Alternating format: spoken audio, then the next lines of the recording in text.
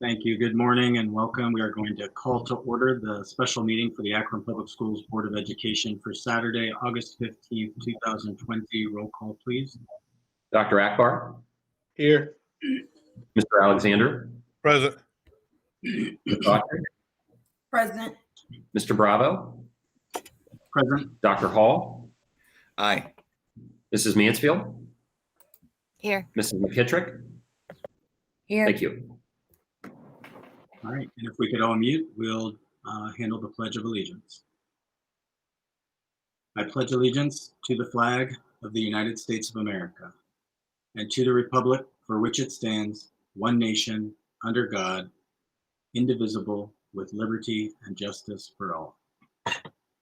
Thank you so much. All right, for those of you joining us today and for the public who may be watching, this is a continuation of our board retreat that started yesterday. We're meeting approximately 10 hours over 2 days, yesterday and today, to discuss a number of items that the board wanted to spend some extra time on.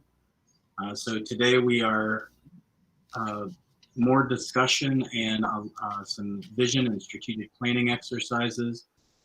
Today we will largely be focusing on diversity, equity, inclusion, and racial justice, as well as picking back up on part 2 of our vision and strategic planning process. We will wrap up the day with some levy and finance discussions. So at this point, we ended our day yesterday with an exercise on vision and strategic planning. We did give the board members just a little bit of homework, or at least something to think about in terms of what areas you feel we should be advancing as a district. We received some really great updates on our college and career academy efforts and our middle school transformation. And so as we go throughout the day, we just want you to be thinking about those for when we pick back up on that conversation. We're really looking to hone in on at least 3 areas where we as a board, in line with what we're already doing as a district, what we'd like to pull out as our 3 highest priorities, and some specific measurable, objective, and attainable goals underneath each of those. So just as we're going throughout the day, we want to ask that the board kind of be thinking about those or jotting those down. But we're going to begin with our efforts and around diversity, equity, inclusion, and racial justice. The board knows, and the public may be aware that may be watching, that recently we passed a resolution condemning racism as a public health crisis. And within that resolution were some very specific items that the board wanted to see accomplished. And so we want to talk about those a little bit and start with that this morning. So Mr. Superintendent, I will turn it over to you. Thank you, Mr. President. Good morning. Today I have Carla Chapman and Dr. Erica Glover, who will provide an update on where we are with our diversity, equity, inclusion, and racial justice initiatives. Thank you. Thank you, Superintendent James. Good morning, everyone. Thank you for allowing us this time this morning. I am going to attempt to present my screen. See if I can do this. I believe that you all have the document shared, but I'd like to kind of pull it up so that we are all looking at the same thing together. So a brief update on where we are in terms of the action items listed in each of the sections outlined by the board resolution passed in June. I'm going to walk through some of the work taking place across various departments in our district. As you are all aware, DEI work is cross-cutting. It touches every department. And so I often refer to this work as the pushing and pulling along of others in this particular area and in the ownership and responsibility of diversity, equity, and inclusion outcomes for our district. So in the curriculum and instruction area, Dr. McWilliams-Woods and her team, who primarily are addressing at this time section 3 and 4 as it relates to curriculum.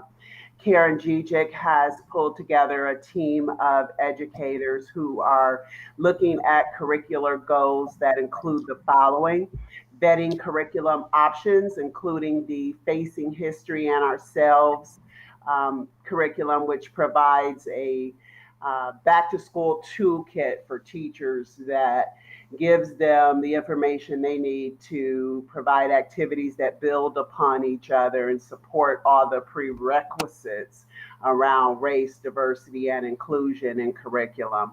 One of the next steps is to really provide our teachers with the professional development that they need in order to understand the expectations we have for them around supporting this type of work, including an inclusive and welcoming classroom space, allowing students to explore their individual identity and individual understanding of community, having students explore and analyze a shared understanding of our community, creating a classroom contract that includes fostering and maintaining a community where students honor and value differing perspectives, questioning assumptions, raising their voices, and actively listening to others.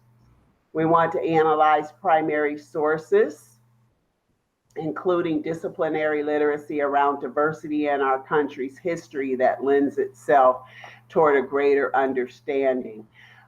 We have just added, if you are all familiar with the 1619 project of Nicole Hannah-Jones, to the social studies resource information, and Adam Motter is working with teachers to fully understand how to integrate that into their lessons. So there is work taking place on the curriculum and instructional side.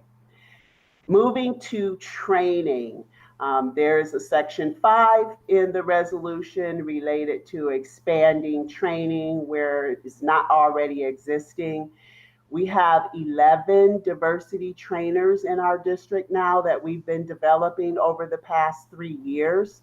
They represent central office, instructional coaches, teachers, learning specialists, building administrators, and administrative specialists, as well as a couple of retirees.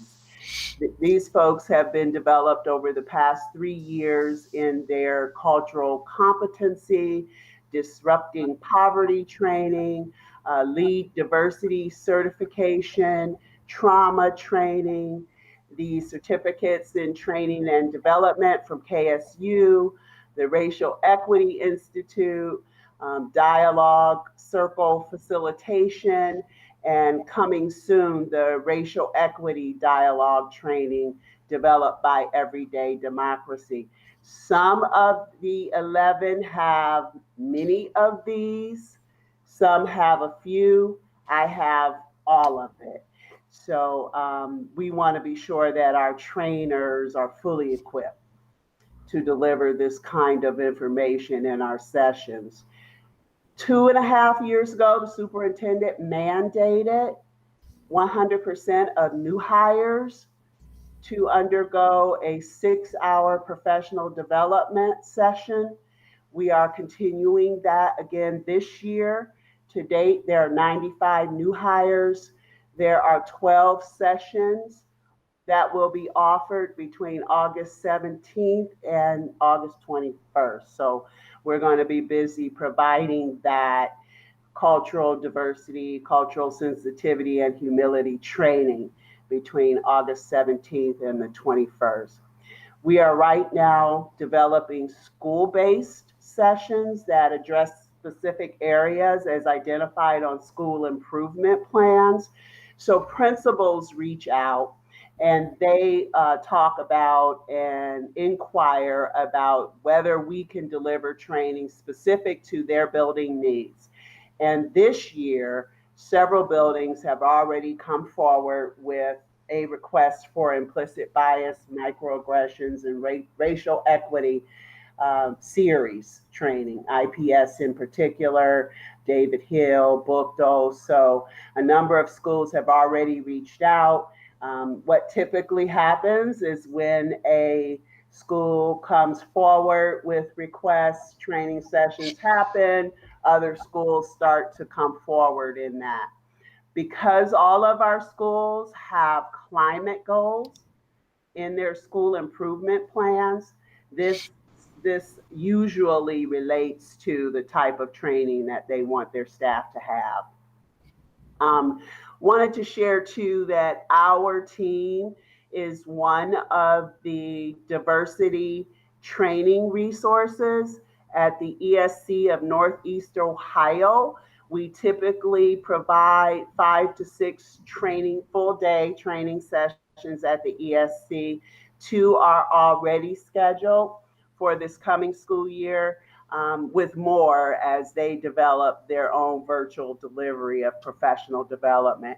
Those sessions are for school districts, member districts, and community partners who have staff that they send to those sessions. So that serves others in a regional way. And we are one of the go-to providers for that particular topic. Moving to employee resource groups, which addresses section 9 of the resolution. We're working, Erica and myself, to develop the framework and timeline that has been completed. Researching and looking at best practices around ERGs, including senior staff sponsorship of employee groups, which really comes to the forefront in terms of one of the best practices in doing this type of work. We've already had a couple of planning sessions. There is a steering committee of teachers and administrators who came forth on their own after passing of your resolution, who want to be engaged and involved. And this is important because this is happening organically. These are folks who have a passion for the work and want to be a part of what we're doing. We submitted a grant on August 1st to the Akron Community Foundation to support the development of ERGs. One of the components of an employee resource group that we will be recommending to the superintendent is that they be open to everyone, but that they also have a community give back component so that they are providing service in some way to the community where they teach. And so we're looking forward to that. There are actually 3 natural ERGs already in process right now within our district and 1 underway. The Akron Alliance of Black School Educators has been revived. Our own Mary Outley Kelly is the president and is developing her own board and executive committee and is very interested in being considered one of our ERGs. Erica will tell you more in just a moment about the Alternative Resident Educator Licensure Program. We call it our AREL. They are very quickly becoming their own ERG and support group. And then we have a group of educators from elementary to high school who are representing every staff demographic, who are interested in forming their own Akron Educators for Social Justice. So the way we see this rolling out is that they are self-managed, self-governed, but we submit their mission, vision, goals, purpose to the superintendent for approval. They establish their own meetings. They establish their own focus for the year. We identify a senior staff support person who is just there to bounce ideas off of and to create that communication to central office.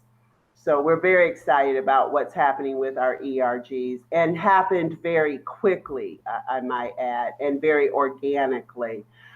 Moving to the business engagement and supplier diversity, we have been members of the Greater Akron Chambers Inclusion and Opportunity Committee for about 8 months now under Robert D. Jurnett and Steve Millard, is it? Yes. Yes, yeah, you had brain freeze. So we have been a part of that for about 8 months, and there are 2 subcommittees that we are actively a part of. One is the corporate norms that I sit on, focused on resources for community orgs and businesses in this area. And the other is the equity and inclusion MBE, FBE, support committee, minority business enterprise and female business enterprise, which Deborah Falk is a part of, and they're focused on work around the inclusion marketplace acceleration, which APS has joined recently. And as you know, the procurement policies have been revised recently to reflect those guidelines around state and federal diversity purchases. This is one of the areas that I feel we have a lot of work to do yet. One of our aha moments in debriefing after the Elevate Akron event last year, our debrief led by Dr. McWilliams-Woods and Dr. James really was for some of us, maybe not them, but for some of us, it was kind of an aha moment that we have a business side of the house that can also be engaged in inclusion work. And so really doing a deep dive into that area, I think is important. The annual report, which is related to Section 10 of the resolution. We have been in conversations already with our communications office on how to publish this, to really provide a document that tracks our progress, that reports to the community on the work that we're doing. So that is underway. At this time, I'm going to turn it over to Dr. Glover to talk a little more about the AREL program. And then if there are questions, I think we're prepared to do that as well. Thank you, Carla. Good morning, everyone. And thank you to, first of all, Superintendent Dr. James, Assistant Superintendent Dr. Ellen McWilliams-Woods, and Carla and Karen Gijic. And last but definitely not least, Stancy Sykes, who is the Dean of Students at Barber Elementary, who has taken this process and program and owned it. Much of the current success of the program is because of her efforts, her time, her attention to detail, and her own understanding of processes and supports due to her own experiences. The constant and consistent support of Carla, Karen, and Stancy truly demonstrates how shared leadership is not only valued, but critical to any process that is to be productive and sustainable. The process would not have had any of its success it has had thus far without a system of shared leadership. And as we consider any type of future with REL, it cannot be considered without shared leadership. So where we are with the process. So last time we were all together, the HR department provided you with a brief overview of what we envisioned as an opportunity to capitalize on 2 different goals: minority recruitment and growing our own. During this time, we shared with you what a deeper dive of our data revealed, that 40% of our substitute pool were minorities. We saw this as an opportunity to not only recruit minority candidates, but to also provide support so that we were also able to retain minorities. Retention is critical to this process, as research has shown that the demographics of the teaching population does not match our student population, and across the nation, many minority teachers are choosing to leave education. This program was built taking such realities into consideration. We realized how much of an investment this opportunity would be for the district and also for our potential candidates. Through collaboration and feedback from Carla and Karen, Stancy and I were able to build a structure for this process that's similar to that of a project-based learning unit. We held informational sessions for both our candidates and mentors to discuss the process. We were very transparent about the process, that we were learning with them, and that this was an opportunity to be a trailblazer in the state of Ohio. Prior to developing a system, we put together a focus group of folks who went through the REO process prior to the grant or who hadn't passed the OAE initially. We wanted to use their experiences to improve the REO process. From them, we learned how critical it was to support our candidates through this process. There were 4 rounds of interviews that included learning specialists, coordinators, senior staff, and other administrators. The final round consisted of candidates teaching a lesson, which solidified the selection of candidates. Mentors were selected based upon a process already in place in our district, which is the resident educator program. There are a total of 5 candidates selected for the following areas: SPED, music, and Spanish. A total of 3 mentors are selected as well. To further ground our efforts towards growing your own, current students within the Teacher Academy programs at both North and Bookdale assisted us with the final round of interviews. COVID-19 drastically changed everything, as you can imagine. The grant deadline was extended to March 2020. Additionally, every session with our candidates are now virtual, as are the meetings between mentors and mentees. There's a time period where mentors had not been selected or board approved. To ensure that we remain connected with our candidates, Stancy and I coordinated virtual sessions with candidates to establish a professional community, a system of support, and to also allow for collaboration and sharing of experiences. We realized that to truly Akronize this experience, that it was important that candidates were able to understand the importance of embracing our community and including our community in various cultures when teaching. Our goal was to establish a culture of learning with and which from our candidates' testimonials that you'll see in a few moments is coming into fruition. So where are we now? At this point, each of our candidates have been approved to move forward with the REO process. We have used grant monies to purchase testing materials and to pay for licensure assessments. We have also created a study group for our SPED candidates. We have a total of 3 candidates from the program, but as a result of the REO opportunity, we found 3 minorities who have a master's in education from our subpool, but have not yet passed the OAE for SPED. We added them to the study group, created a Google Classroom with tons of resources and materials, provided them with a mentor, and also purchased test prep materials for them. We have 1 candidate who is looking to obtain a teaching license to teach Spanish. He has successfully passed 1 of 2 of his assessments. Our music candidate has already passed the assessment and must complete online modules to obtain her statement of eligibility. This will most likely be completed in the next couple of months. In terms of next steps for the REO process, well, first of all, REO is important for 2 reasons. First of all, it's cost effective for our candidates. If you consider the cost for a master's, which can run you up to $20,000, going through the REO process is about $3,000. Additionally, the REO process allows us to Akronize the experience for our candidates and to groom them in the way that we will want our professional educators to be. With that being said, here's what we envision as next steps for the REO. REO 2.0, to further develop the structure so that it is truly a system for buildings and a district to intentionally recruit and grow our own educators.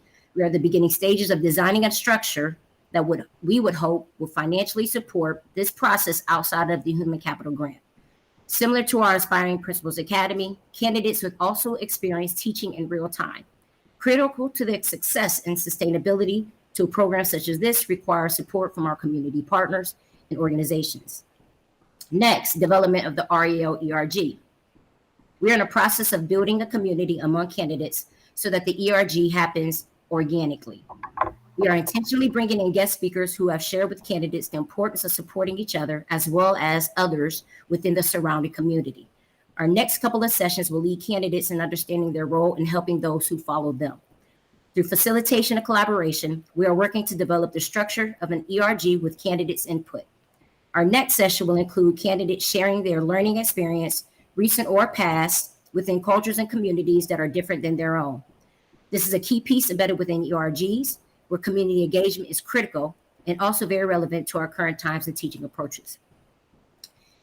Next, DEI training and PD for those who support this process so that we are able to be strategic with our alignment to the district's goal around diversity, equity, inclusion, and so that our work is firmly grounded in the actions spelled out in the board's most recent resolution confronting racism. Finally, coming in October 2020, our grantors are going to be featuring Akron Public Schools in a blog on Battelle for Kids website that is shared with ODE. It's going to be providing a preview and update around the REO process as it relates to where we are with Akron Public Schools. And finally, I would also like to take a moment, Carla, if you could scroll down, excuse me. I would also like to take a moment to share with you feedback from our candidates as they reflect on the REO process thus far. Please take a moment to read through 1 or 2 reflections.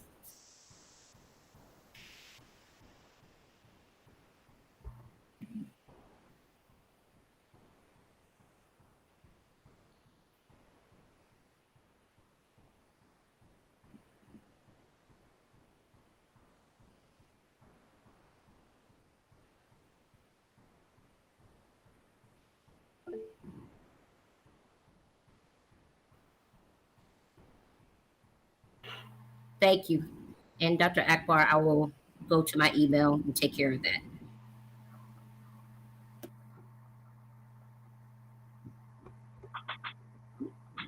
Good.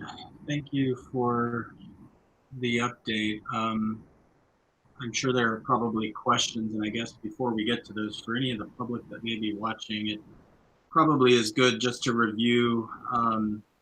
We mentioned the resolution earlier that the board passed a couple of months ago, but there were 9 things that were in that resolution that might be worth just reminding people about, and so I'll just list them quickly. Number 1 was to develop and revise a racial and/or revise a racial equity policy. Number 2 was to revise policies and protocols integrating racially and culturally relevant content into the curriculum. 3 was to recognize and honor Indigenous peoples' contributions. 4 was to conduct diversity, equity, and inclusion implicit bias training. 5 was to work directly with the Akron Police Department to review our standards and expectations to further promote a culturally affirming climate. 6 was to publish student rights and responsibilities when engaging with school resource officers. 7, to submit a report to the board outlining the hiring and promotion trends and practices among the racial groups. 8, to draft a policy that establishes employee resource groups. Number 9, to prepare an annual report that provides a number of specific items or data. And it sounds like we're making some real progress towards at least half of those, if not more. So I'd like to open it up to the board for questions and comments, if there are some.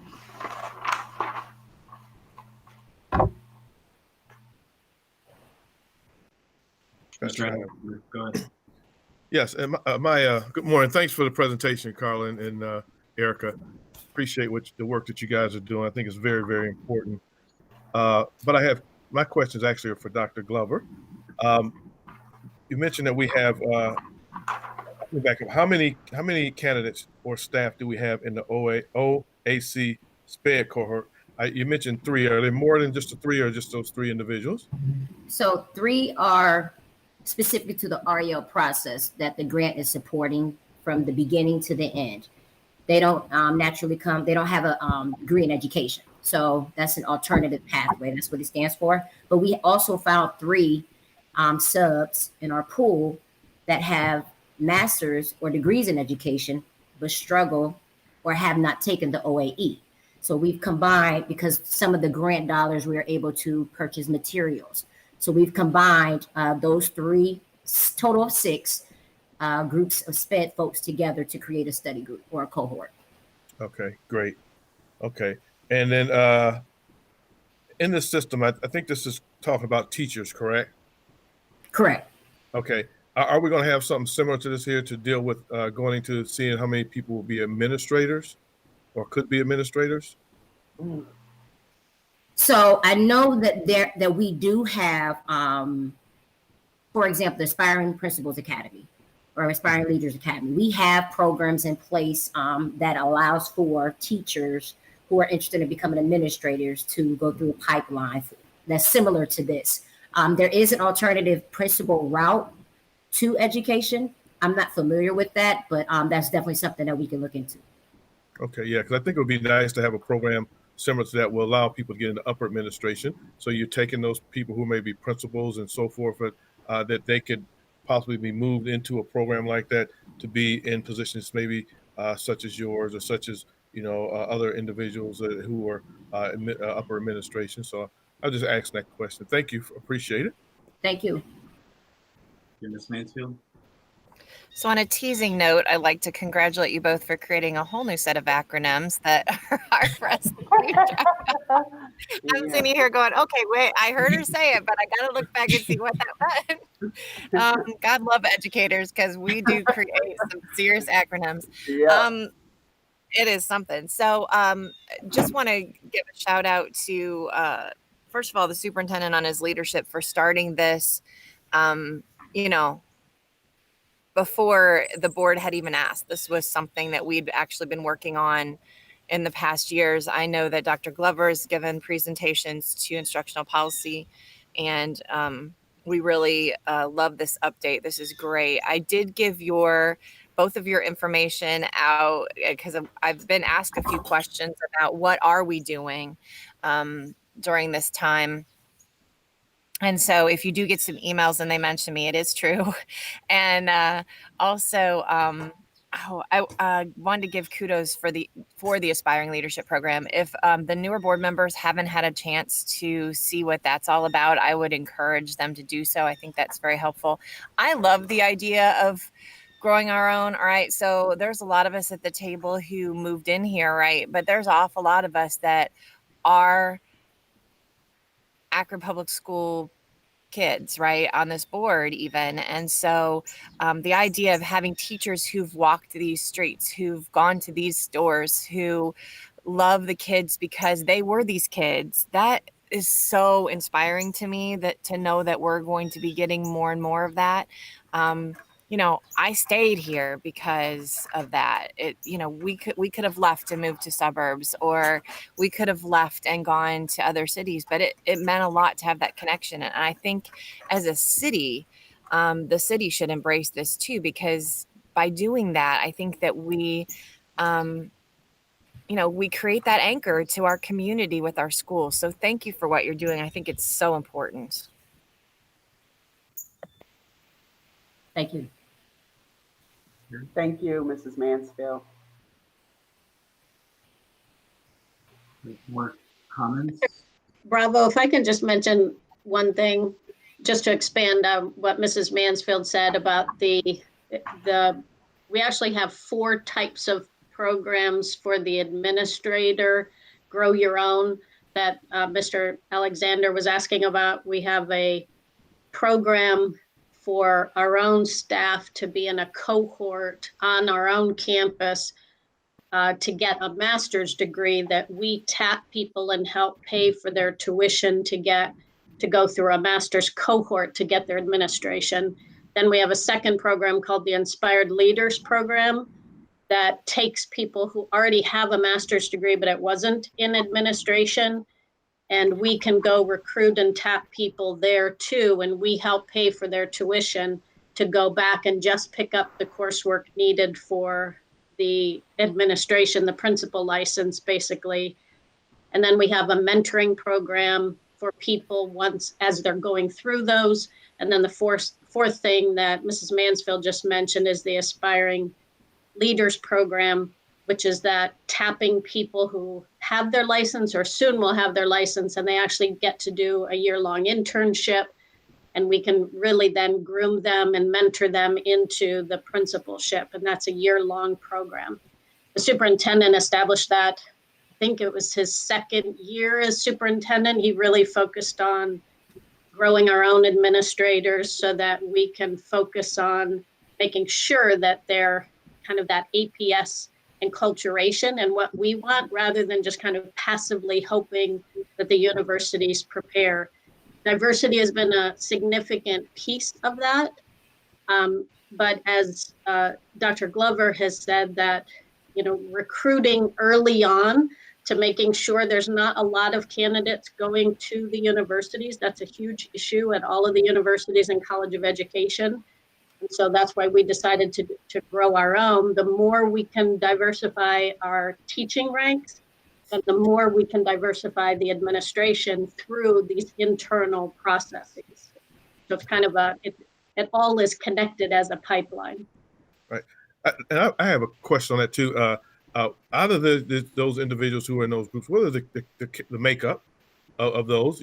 For example, the number of African American, Caucasian, Hispanic, Latino, whatever it may be. What are the makeups of those? Is it possible we can get the makeup of those? Absolutely. So, you want me to now? You want me to talk? Go ahead, Dr. Glover. Oh, well, okay. We have 3. Our SPED candidates, all 3 are Black women. Our music candidate is a Black woman. Our Spanish candidate is a male, a white male.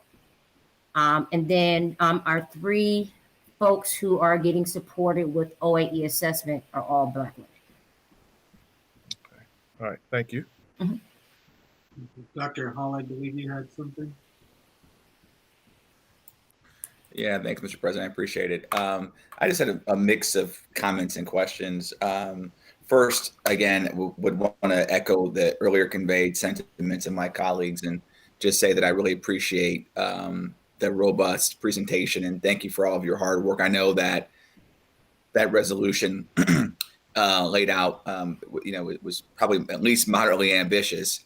And so it's given us all a lot to strive and work towards. And so, again, thank you for your current and as well as your continued contributions to that work. I know in reference to the ERGs, I don't know if you all have talked to other, whether it's Goodyear or Children's SUMA. Yeah, I see you shaking your heads. Yeah, because I know SUMA, for example, we have a very robust ERG system over there. We have a diversity one that I'm a part of. We also have a veterans ERG, as well as a very active LGBTQ ERG as well. And so, and not to mention, we have a system-wide diversity action council that I think Ms. Chapman, to your earlier point, has very robust executive sponsorship. So Dr. Devaney himself leads and oversees that diversity action council. And so we're very fortunate in SUMA that we've got. So, I mean, essentially all of our SVPs are engaged and support one of our ER, and they go beyond mere lip service. They show up at the meetings. They're very active participants and contributors. And so that's super helpful because it demonstrates, that the people, that sort of occupy, the top rung in the overall sort of hierarchy, if you will, care very, very much about these various initiatives. So that's sort of my comment. And then, the other thing that I would hope for too is I know, one of the reasons why it's so important that our folks in senior leadership at SUMA are very involved is I think in some companies, you kind of have this ivory tower kind of setup where, you have these sort of documents that I'm sorry, you have these groups that sort of exist at the ground level, right? But there's no one who's really from the top that ever really gets involved, or if they do, it's like twice a year, and they'll, come in and give an attaboy to the group for what they're doing, and so that's where, in thinking about that, I would, and I think you've already begun to say this as well. I would also encourage our board members, to. And not that we view ourselves as occupying an ivory tower, because that's not the case. But I would definitely challenge us to want to be involved and be visible in supporting these efforts as well. Whether it's attending an ERG, or showing support in some other way. And then my question was going to be, as we sort of talk through the diversity and inclusion piece. Are there, and I may have missed this in your presentation, I know that we talk a lot about diversity and inclusion goes beyond just race, right? And so obviously with the resolution we passed, we're recognizing that racism is a huge problem in this country and in our community. I don't want to forget, though, the importance of the inclusivity component of it as well, and ensuring that as we're thinking about the ERGs that we set up, I'm sure that we've got veterans here. I'm sure that we've got folks who are LGBTQ within our district as well. And I just want to make sure that this work also contemplates some of those other groups as well. And then last but not least, I guess what we're embarking upon here is not anything that's going to happen overnight. And I think we all recognize that this is a bill that's going to have to happen in steps, and that it's going to require a lot of patience with each other as we roll this out. But I just want to say that, and I know my board colleagues feel the same way, that I'm committed to putting in as many hours as you all need, or attending as many events or meetings that you need to really make sure that not only do we get this up and running, but that we do it in a way that is absolutely sustainable moving forward. So those are my comments for now. Thank you. Thank you, Dr. Hall. I can respond. The 3 ERGs that I mentioned earlier is not an exhaustive list. Of course, they were the ones that were low-hanging fruit, if you will, already in place, already positioned to begin that work. There are, I would hope, dozens right out there. We have already had folks calling from the LGBTQ plus community. We've already talked about veterans. We've already discussed males in education. We spent about a half day at Goodyear back in January looking at their ERG structure, which was pretty phenomenal. I mean, ERGs at both Goodyear and SUMA are probably the gold standard. One of the things we noticed right away with both of those organizations, because Ariel Hopkins and I sit on a group, an affinity group of DEI professionals in the community, and we're bouncing ideas and information off of each other.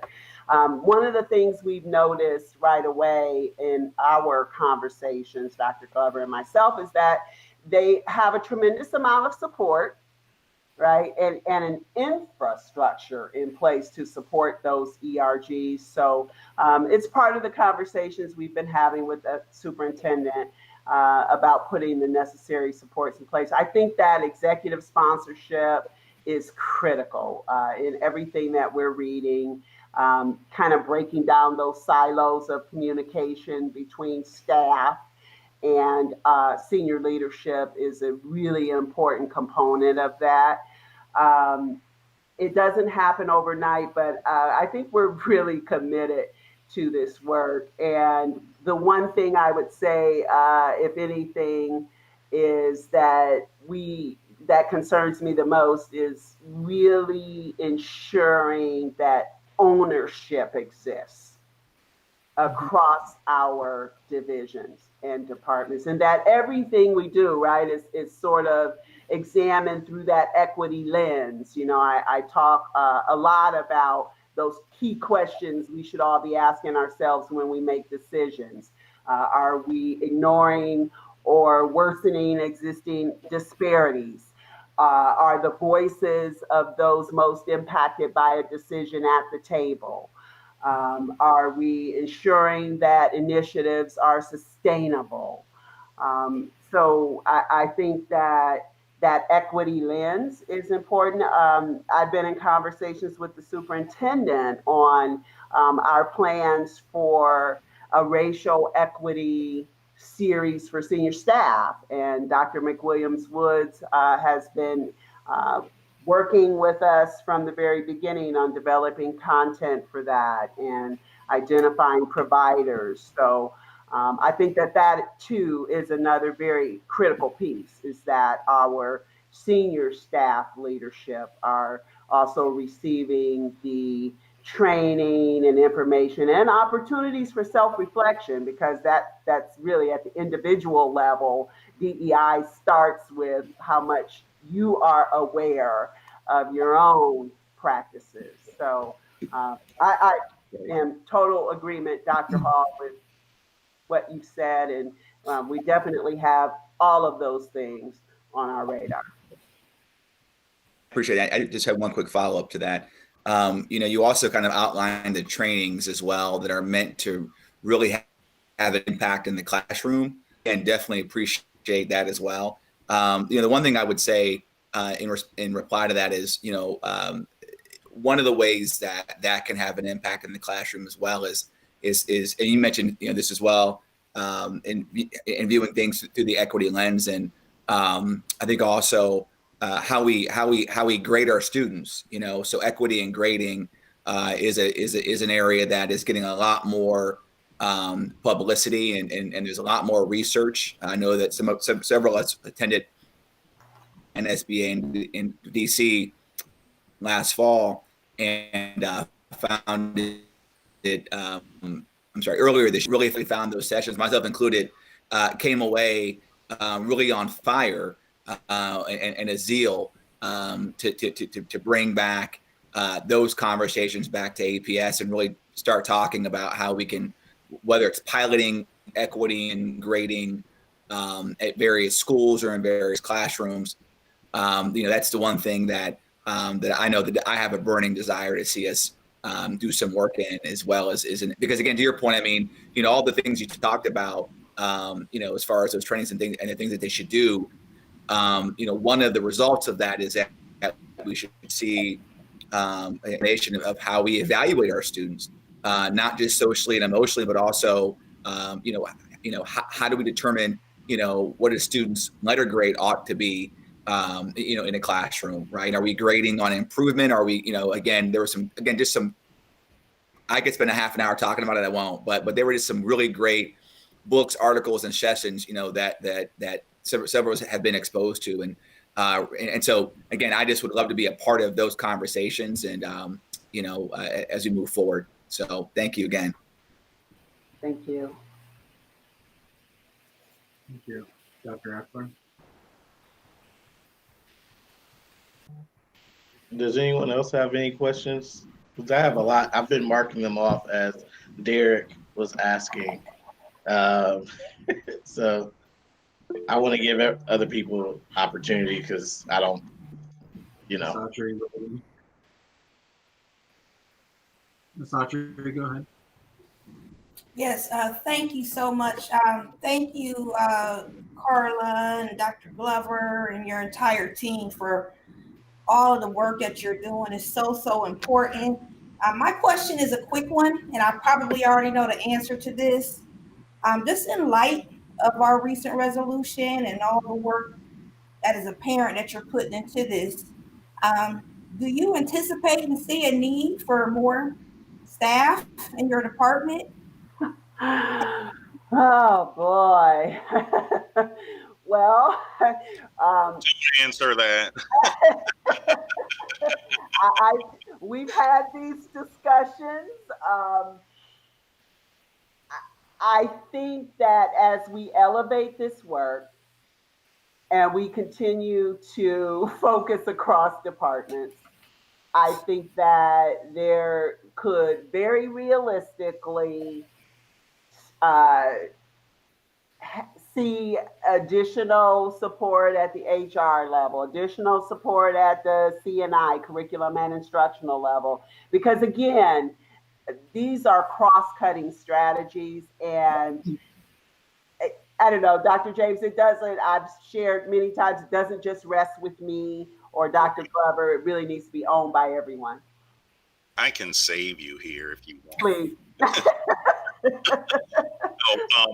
Carla and I have been talking about how, we need to, which is why this retreat is so important, because the strategies that you all lay out for us, we're going to have to take our administrative structure, I feel, and reorganize it so we can meet the needs. And this is one area where I think we're going to need to do some reorganizing because, I think the work that we've started and every successful initiative we've done in this district, we started at the grassroots level.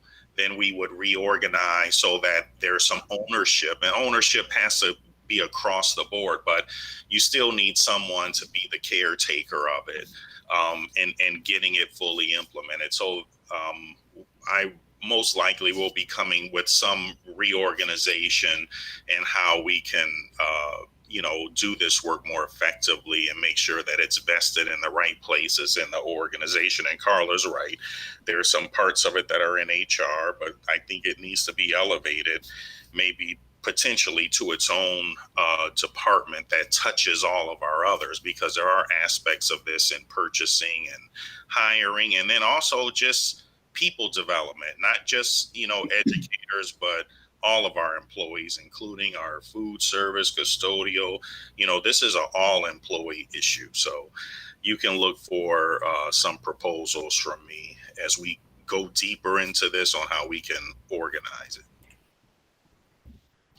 Thank you so much for that. And I do have a quick question, and I apologize if you answered this already. I had a solicitor at my door, so I missed a few minutes. So my question is about the Teacher Academy at my alma mater that I love so much, that you all know. I'm just wondering, is there anything specific that we're doing? I know we've been challenged to get students at Bookdole and other schools to go into the Teacher Academy, which is, again, a pipeline for us. And in particular, just looking at Black males in particular, is there anything like we've identified as a new strategy to try to encourage young Black males in particular? And I know I've also talked about tying in sports to that, and that happens to be such a big, passionate topic. I think we would be remiss if we just don't consider how we can tie those things together, because coaching is teaching, teaching is coaching. And with so many of our young Black and brown young men, with a high interest in sports, how can we maximize that, get them into that Teacher Academy program and get them into our system? Thank you. Dr. Glover. So, Diane, I don't know if you can see, but I have my Bookdole t-shirt on. Yeah. I'm really but anyway, so prior to COVID-19, myself and we met with Kent State, Bookdole CLC. We were beginning with Bookdole, and not because I'm biased, okay, but because prior to me being in this position, as you know, Mrs. Autry, I was the academy principal and I worked with that academy. So there were some things we were trying to put in place prior to me leaving that when I got into this position, I was trying to continue the work. With that being said, one of the things that we are working to develop at this point is either going to be with Kent State or Cleveland State or whomever can give us the support that we need, is to develop a program beginning for our rising fifth graders. And so that every summer they're on a college campus and they are within the Bookdole cluster, learning the different components of leadership, coaching, and teaching. And they also become ambassadors for those that follow them and participate in that same program every year. So we'll grow the program year to year with the hopes of funneling those students into those academies. Again, this is something like we literally were sitting down just unpacking prior to COVID-19, and we're hoping to revisit. Our goal was to develop something so that it was in place for next summer. We were at the table also with Kraus and with Schumacher and their administrators, and we wanted it to be something that academy or the teachers within all the academies also owned. So we were developing the framework. We're going to take it back to the buildings, beef it up, and then work with Kent State to develop curriculum around what exactly a portrait of a student at Bookdole would look like as they're coming through that pipeline. And Mrs. Autry, we've also developed a pipeline program with the University of Akron. It's called the Harrington Scholars, just finalized in June. It is a full ride scholarship for Akron Public School graduates interested in pursuing education. The University of Akron has developed a mentoring component for those students to assist them throughout their academic careers, all intentional around cycling those students back to the Akron Public Schools as future educators. Thank you so much. And I just, again, thank you guys again. I just hope we continue to tap into that passion of these scholar athletes that we've been witnessing, especially in this last week. Thank you.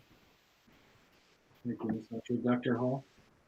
Yeah, thanks, Mr. President. I appreciate this. I just have one more quick question. Actually, Ms. Autry is what triggered this question in my mind. I know that there's a lot of competition out there for excellent, diverse candidates. I know that we've done a lot of work over the years to try to recruit. And I know that recruitment's just half the equation. Retention's sort of the other half, right? So once we find and recruit, like, how do we keep people here? And so I know that this topic, I think, came up maybe several months ago. Then obviously COVID and and everything that kind of has followed. But have we? And I think the answer to this question is yes. But I guess my thought is, that what I'm about to propose makes sense, I'd be interested in at least starting the conversation as to sort of what next steps would look like. And where I'm going is thinking about monetary recruitment and retention bonuses for excellent diverse candidates, both to get them here as well as to keep them here. And so I just was, again, interested in kind of getting Ms. Chapman, Dr. Glover, others, Dr. James, and others on here. I would say we all have I guess I could have said all your names, right? We all have an interest in probably commenting on this. But again, we'd just love to kind of get the thoughts on what kind of, first off, if the will exists to kind of even go down this pathway, I hope it does. And then secondly, if the will does exist, what are some of the, I don't want to use the word barriers or obstacles, but what are some of the things that we would need to think through? What are some of the opportunities that we would need to think through to make something like that happen? Thanks. Dr. Hall, one of the things that I think we all need to acknowledge through the work of Elevate Akron, that getting diverse and excellent talent is a community-wide effort. And so one of the things that I've talked to, I think Carla is the one that I probably spewed all of the thoughts about this, is, with working maybe with the chamber in terms of, doing something for not just us, but how do we, attract that talent if we can't grow everything ourselves? I mean, there's, it's a multi-pronged approach, but one of the things is the financial incentives. And, we have had some internal discussions about sign-on bonuses for people who, sign on, who are going to come here and work.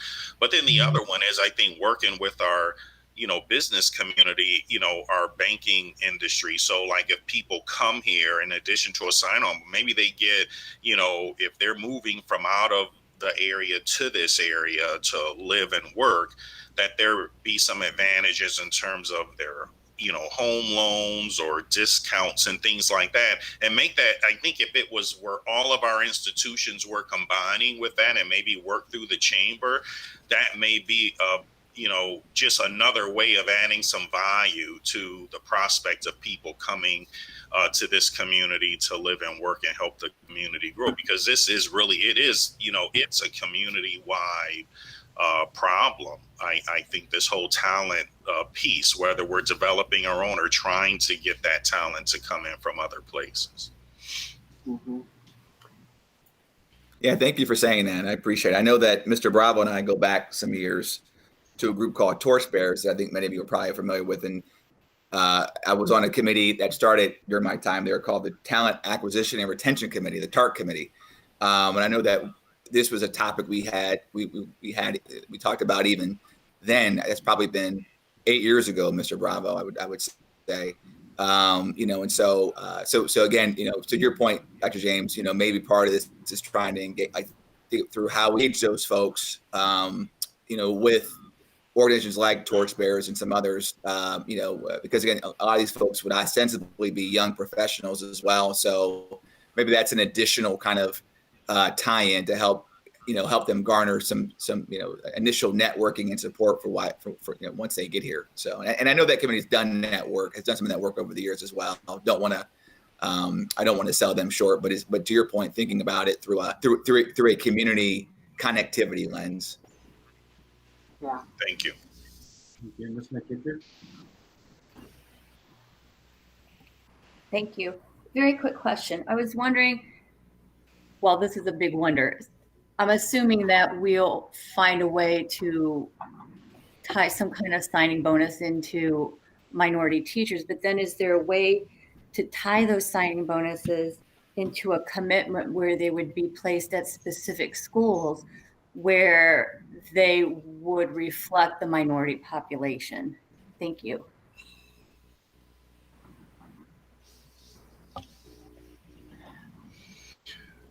And none of my staff want to answer that one. Okay, so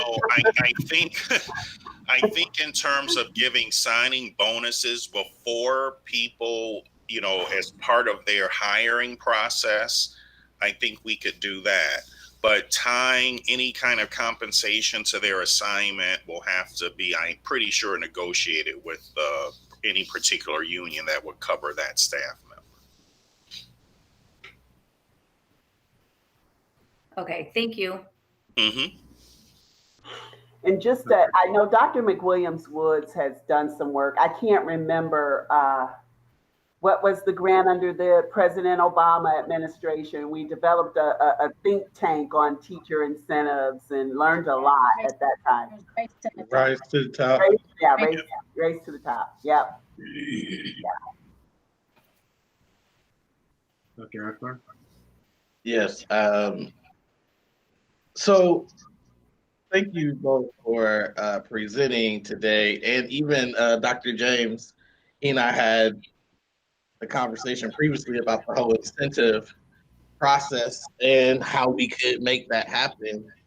And understanding some of the challenges there,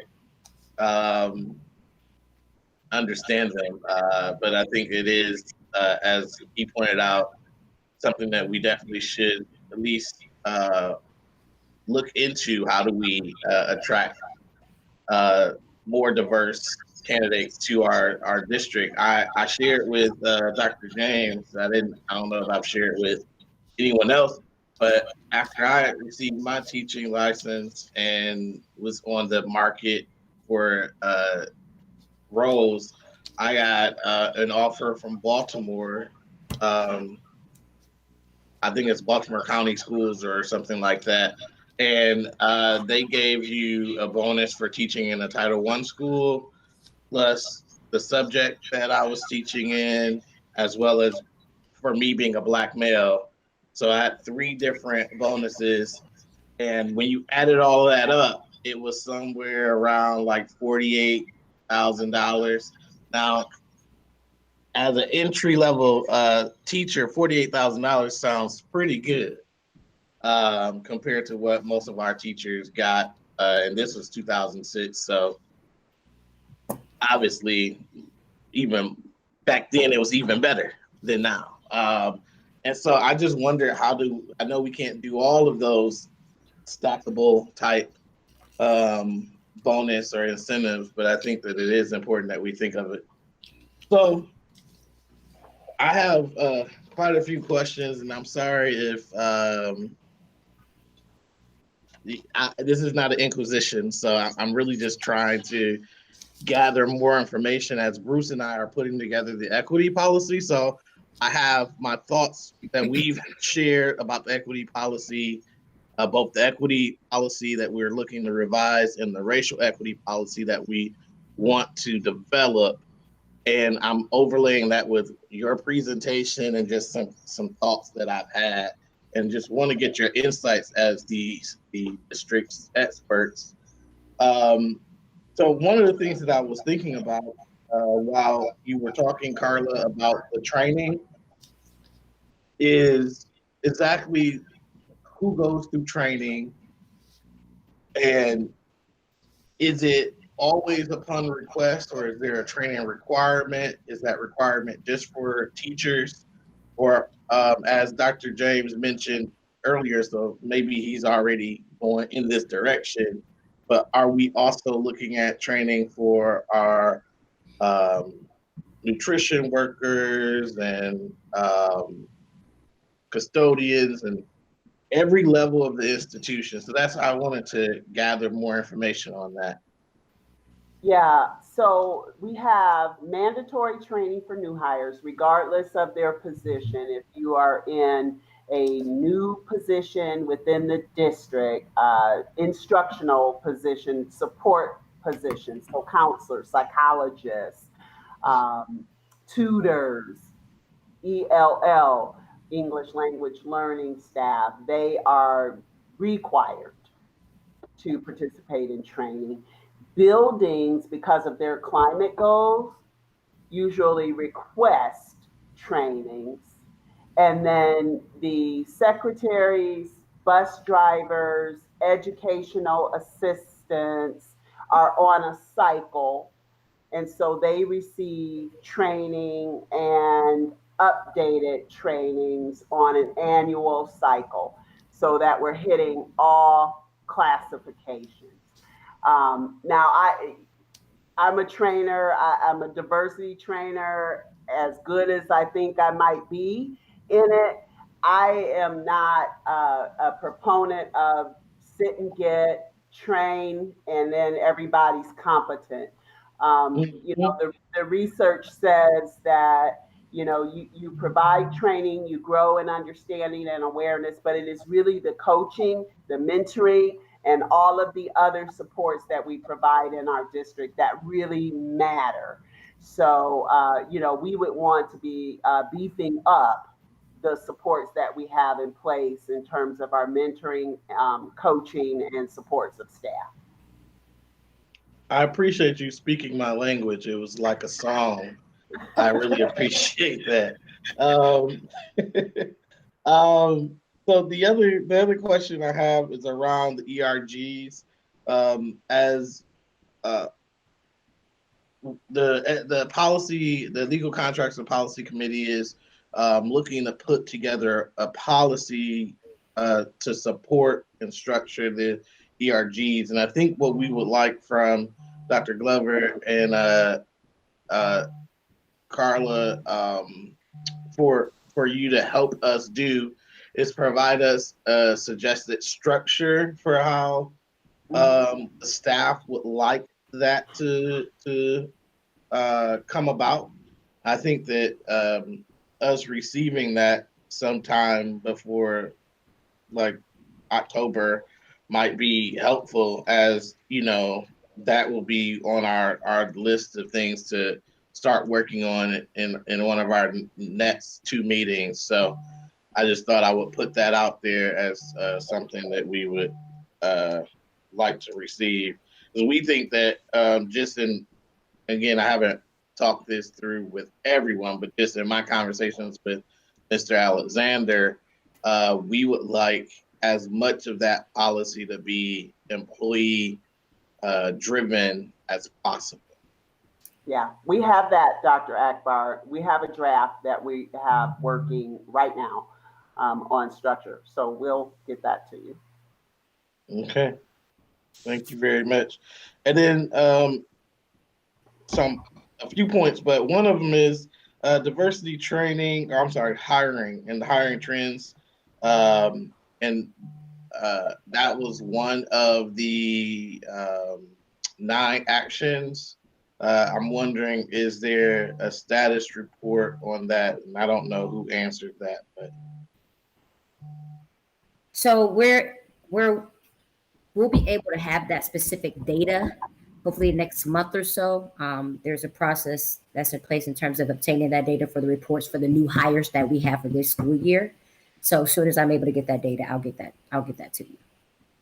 Okay. Well, what we wanted to look at is the trends that we've had even over the last 3 to 5 years, not just where we are today. So what I do know, it's been fluctuating back and forth between anywhere between 11 to 13%.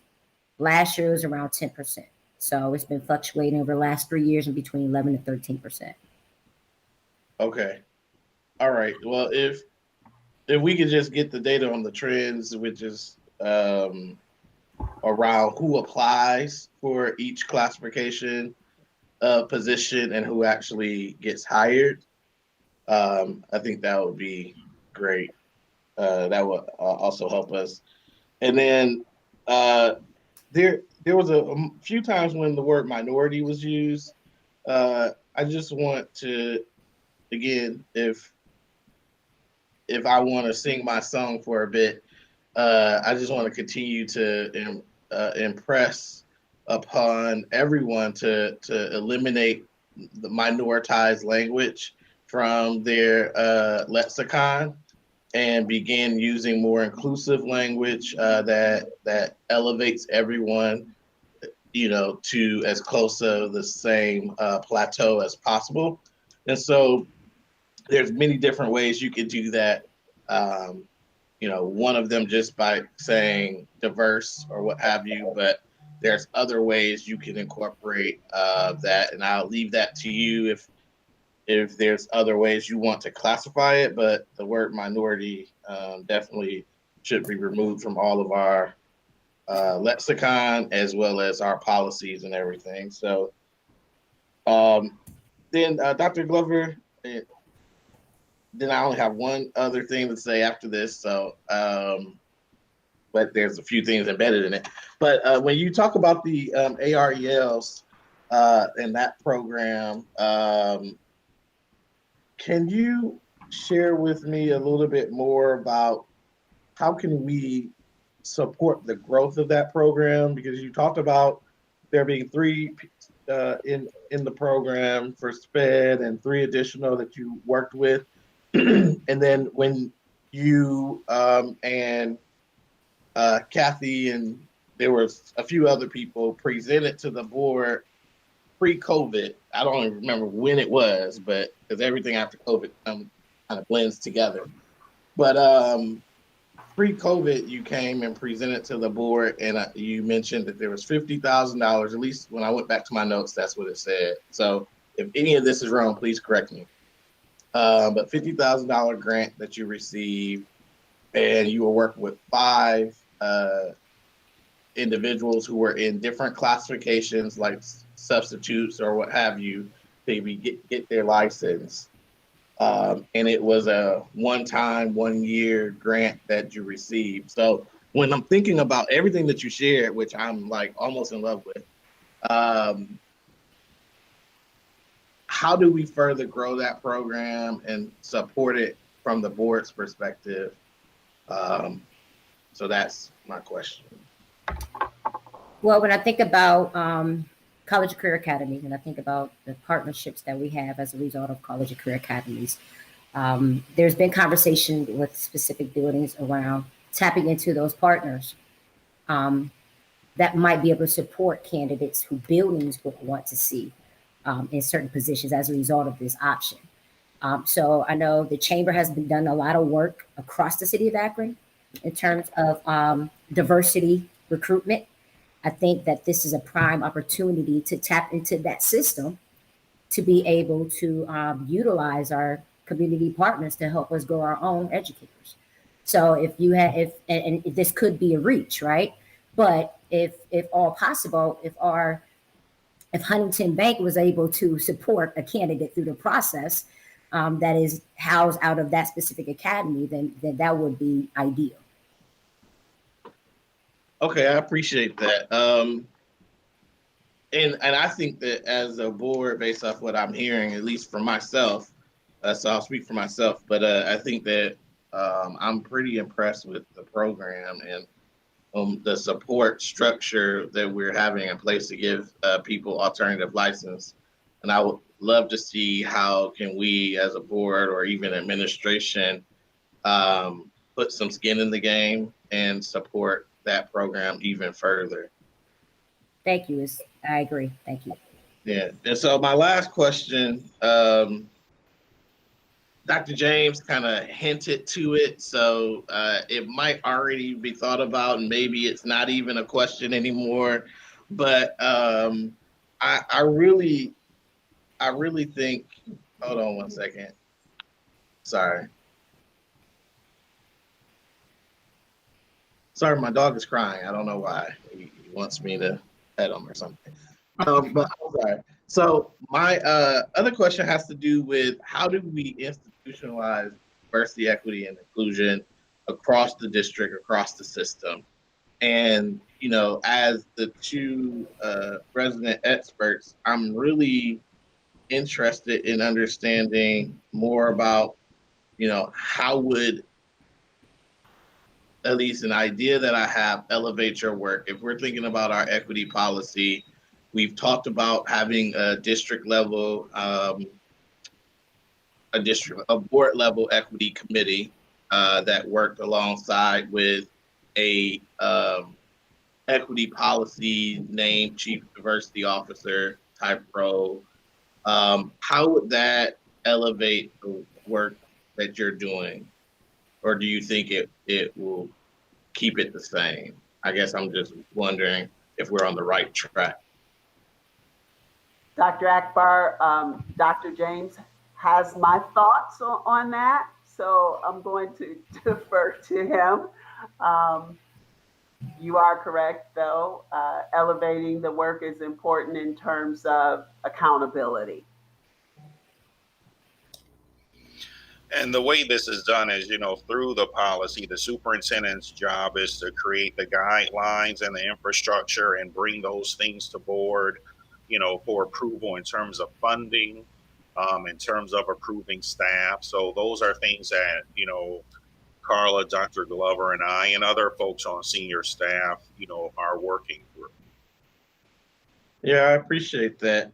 So the last thing I'll say is I would love to see, in line with what Dr. James said, as we begin the work, it would be great if you could begin the work with a decentralized model, but we know decentralized models do not work when you're trying to begin this work, when you're trying to build the runway. And so there needs to be some type of centralized support that focuses on, supporting our ERGs, supporting diversity, hiring, recruitment, and retention, supporting training, development, system-wide audit and climate assistance and elevation, even leadership around other equity initiatives and community engagement, and all of those things, school climate, all those things are important. And so the last thing I would say is I'm wondering how can this centralized office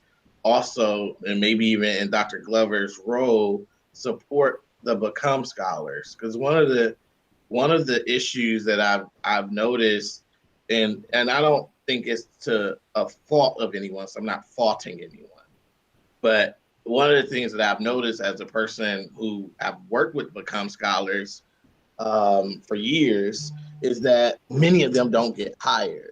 And so we're, as a district now, me as a board member, I'm thinking of this as a district, we provide funding, so scholarship dollars to them to attend University of Akron, Kent State, and then as what should be a pipeline, but it's not, there's a leak in the system. And so I'm wondering if this office, maybe even in the role that you serve, Dr. Glover, could help kind of put some glue over that leak and fix it so that it can actually serve as a pipeline. Absolutely. Carla and I actually have been meeting with the University of Akron to, I think, to even refocus how we are even supporting the students when they get to the University of Akron. So that while they're going through the University of Akron, they're still, wanting to come back and support or come back and work with Akron Public Schools. Carla, did you want to add to that with the conversation that we had with, was it Dr. Yeah, Dr. Tudor and then Daniel Nielsen at Kent State University. So the support at the university, we knew needed to be more focused and intentional. But one of the things we're seeing upon graduation, I know you know this, Dr. Akbar, is that we're either losing those candidates to other districts because the timeline for openings on our end are don't match, right? What's available to other to candidates from other districts. So that's one of the pieces. And then I think that Dr. Glover and I are also looking at our processes within our human resources, recruitment, retention, as well as the interview processes, just to make sure that we are not even unintentionally excluding folks who might have the opportunity to be a part of our hiring. And so there were a number of things. The other third thing with the Become Scholars is that we were finding that they majored in education, graduated, and then pursued other careers, and we're no longer interested in teaching as a profession. So there's some of that as well.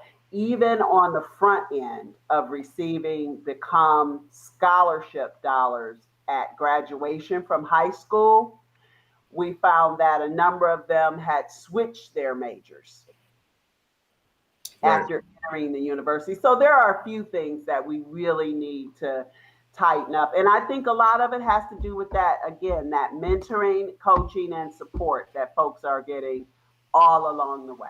Yeah, and that's one of the things we talked about with our system is how do we stay connected with those folks throughout their time at the university, so that it's not when they're leaving us or leaving to go into college. The next time we see them is when they're about to graduate. It's how do we sustain that relationship so that they're more likely to come back to Akron Public Schools. This related topic came up, in another organization, and really connecting it to our college and career academies, where we really need to continue working with our partners after kids graduate high school and move on to that post-secondary world, and keeping them tied to the employer that they may have been exposed to while they were in high school. So we know that many of these cohort programs where kids are followed, whether it's in high school and then in the post-secondary, if we keep those connections and keep those cohorts together, we're more likely to achieve some success and having those kids persist in a career choice. The other thing is, there are ways that when we look at hiring teacher candidates, we do have the ability to hire people earlier and then just put them in what we call a super sub category until an opening comes into the position that they're, like if it's science or whatever, we can hire with super subs where they pretty much will have, full-time work for a whole half a year until we get an opening where then we can move them in. And that's another way where, because we know we have certain numbers of openings every year, we can't always predict exactly where they're going to be, but there are times where we can use that ability to have, there's a certain number of subs that we would be using every day, particularly for some long-term assignments. So there's some things that we have to look at with HR that we may be able to do to help keep those folks, in the teaching profession. Yeah, I appreciate that. And I'll just end with saying thank you for providing that level of context. And Dr. Glover and Ms. Chapman, both of you, for the work that you do every day. As a diversity professional and equity person, I can tell you, I know that your work is not easy. And I know that changing systems and shifting paradigms do not happen overnight. And so hopefully none of my questions or comments were taken that you need to do it right now, but just as something that I know that we need, where we need to go, and we need to stay focused on it. And I'll just end with saying, just for the Become Scholars and even any of these pipeline programs that we're building, we have to create a system where not only are we building a pipeline for supporting them along the way, but we also need to build a system where when they get to that point, to Dr. James' point, that we are bypassing any of those places where they might get trapped up. And so if we've worked with them, if we've coached them over the years, then, in essence, why do they need to go through the screening process? In essence, why even do they need to go through the interview process or at least all the interview processes? Maybe they automatically become a final candidate. So it's those type of things that if you're coaching them, then this is the same for the AREL program. And hopefully I'm using, as Ms. Mansfield said, the right acronyms. But even for that program, the alternative license program, it would be a travesty if those individuals finish, they get their license, and then we still aren't able to hire them. And so I'll get off my soapbox now. So I see there's some other people in line. That's why I wanted to wait to last. Dr. Ellen McWilliams-Woods, in case you have a comment that's relevant to Dr. MJ, we'll let you go. Yeah, I just wanted to add on, because it's been talked about sort of throughout the last hour plus, but Ms. Chapman and I have been kind of diving into some recent studies that sort of look at more the meta-analysis kind of studies on all of the myriad of strategies, not just for hiring practices, but for kind of that racial equity across all of your staff, and where are those key levers.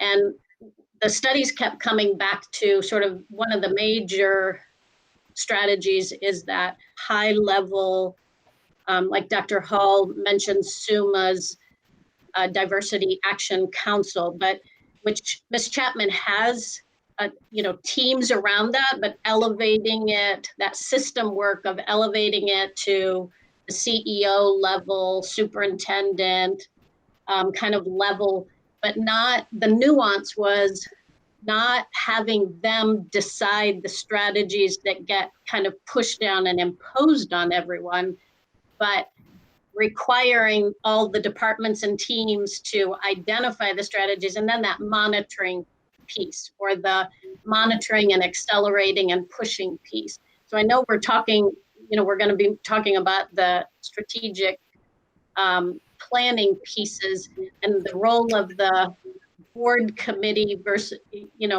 either in addition to, or is it this high level diversity council that we restructure, and making sure that people own those strategies, but then we're monitoring, kind of keeping that focus on it, making sure the structures and systems are in place. That's also been an important part of the discussion. A great example, the ERGs. In my 30 years in the district, we've had ERGs 2 times, and they never made it past a second year because we didn't have the structures and systems to support them. They were great, everybody got excited. By year 2, they were all, 2 people would show up and they were all, done. So that's where this team could make sure the structures, the systems, the resources are in place. So I just wanted to kind of put a push in for that. Thank you. Ms. McKittrick, Mr. Alexander, and then Dr. Thank you, Mr. President. My question is shifting gears quite a bit actually, and I'm thinking more in terms of process.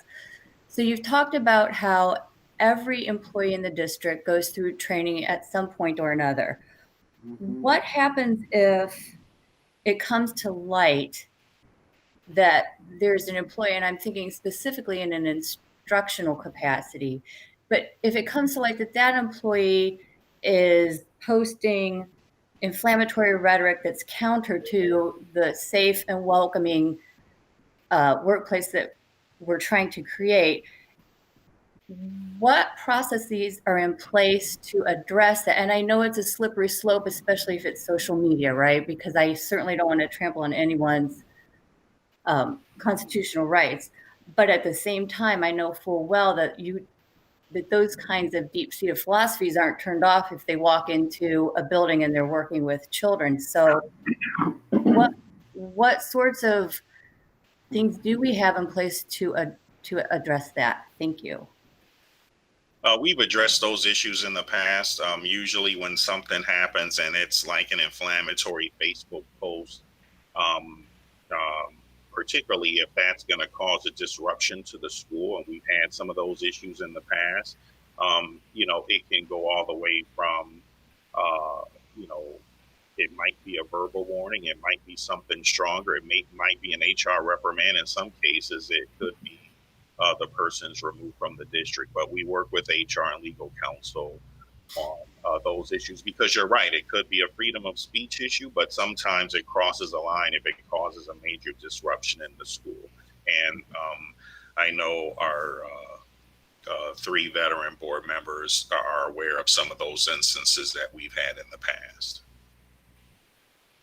Thank you, because I'm thinking even if it doesn't cause a major disruption, it's still those kinds of, and again, especially if it's in an instructional capacity, what Yes. kinds of biases are presenting themselves with that person's interaction with our kids, and those kids may not have a way to voice that. And so that's my concern. Thank you. Yes, thank you. Mr. Alexander. Okay, I'm going to go back a little bit just when we talk about the recruitment and so forth, because when we're talking about the Become program and some of the other programs, I go back when, some years ago, when I was working on getting my teaching certification through the University of Akron, Dr. Deeds was the individual from Akron Public Schools who was a liaison for Akron Public Schools with the University of Akron, who spent time at the University of Akron looking at potential teachers or individuals to come into Akron Public Schools, and particularly minorities, because she brought some minorities in some years ago who came to Akron, did well in Akron, and a couple are still here and some are going to do some other things, but bigger things and better things. But that is something we may need to have, is that liaison person to make contact with those individuals, stay in touch with those kids who are on campus from the beginning to the end, and then guide them towards Akron, versus allowing others to get in there and steal them from us. Because, Carla, I'm going to use a athletic analogy, is that that there are coaches who, and Erica, you understand this too, that there are coaches who go out and they steal other recruits. Maybe someone is going to one school and they steal them and go to another school. We want to try to prevent that. So we need to make sure that we're involved with them all the way through, just like a good coach would, make sure they're recruiting all the way through with them, and then make sure we sign them to Akron Public Schools. So I just wanted to bring that up. And there was a liaison, and I don't know if we're going to still continue to have something like that, like we had with Dr. Dees, but I thought that was really good that she stayed in those kids' faces and any potential individuals to try to ensure that a high percentage, if not all of them, came to Akron Public Schools. So that might be something to think about too. Thank you. And that really is part of Dr. Glover's role, to work with these universities to make sure that all those, that we can be first out of the gate. But there is a good amount of work needed with the universities to make that happen and to help their own recruitment and retention strategies as well. Thank you, Dr. Hall. Yeah, thank you, Mr. President. I just had a couple. So as you all were talking, and again, this is one of the great things about working with really smart people, is as you all were talking, it made me think of other items I wanted to ask about. The one thing that I think is, and I meant to ask this earlier and didn't, but the one thing that's very abundantly clear, I should say, is that there's a lot of steps involved in this process, and there's a lot of balls that you are all juggling at the same time. And I think and I was thinking about how, as a board member, I could keep track of it all and be able to speak intelligently about this when questioned in the community by other stakeholders, parents, etc. And the way the outline kind of laid out, you've already, I think, started to do this. But one of the things that I'd ask you to consider would be sort of putting together an action register where you're able to list sort of the task or initiatives, who is tasked with overseeing the completion of said initiative, and then what date or dates we would anticipate those initiatives being completed by. Now, that kind of a document doesn't wed you to having to achieve it by a certain date, but again, it helps to really sort of manage expectations for folks on the board as well as other community stakeholders. And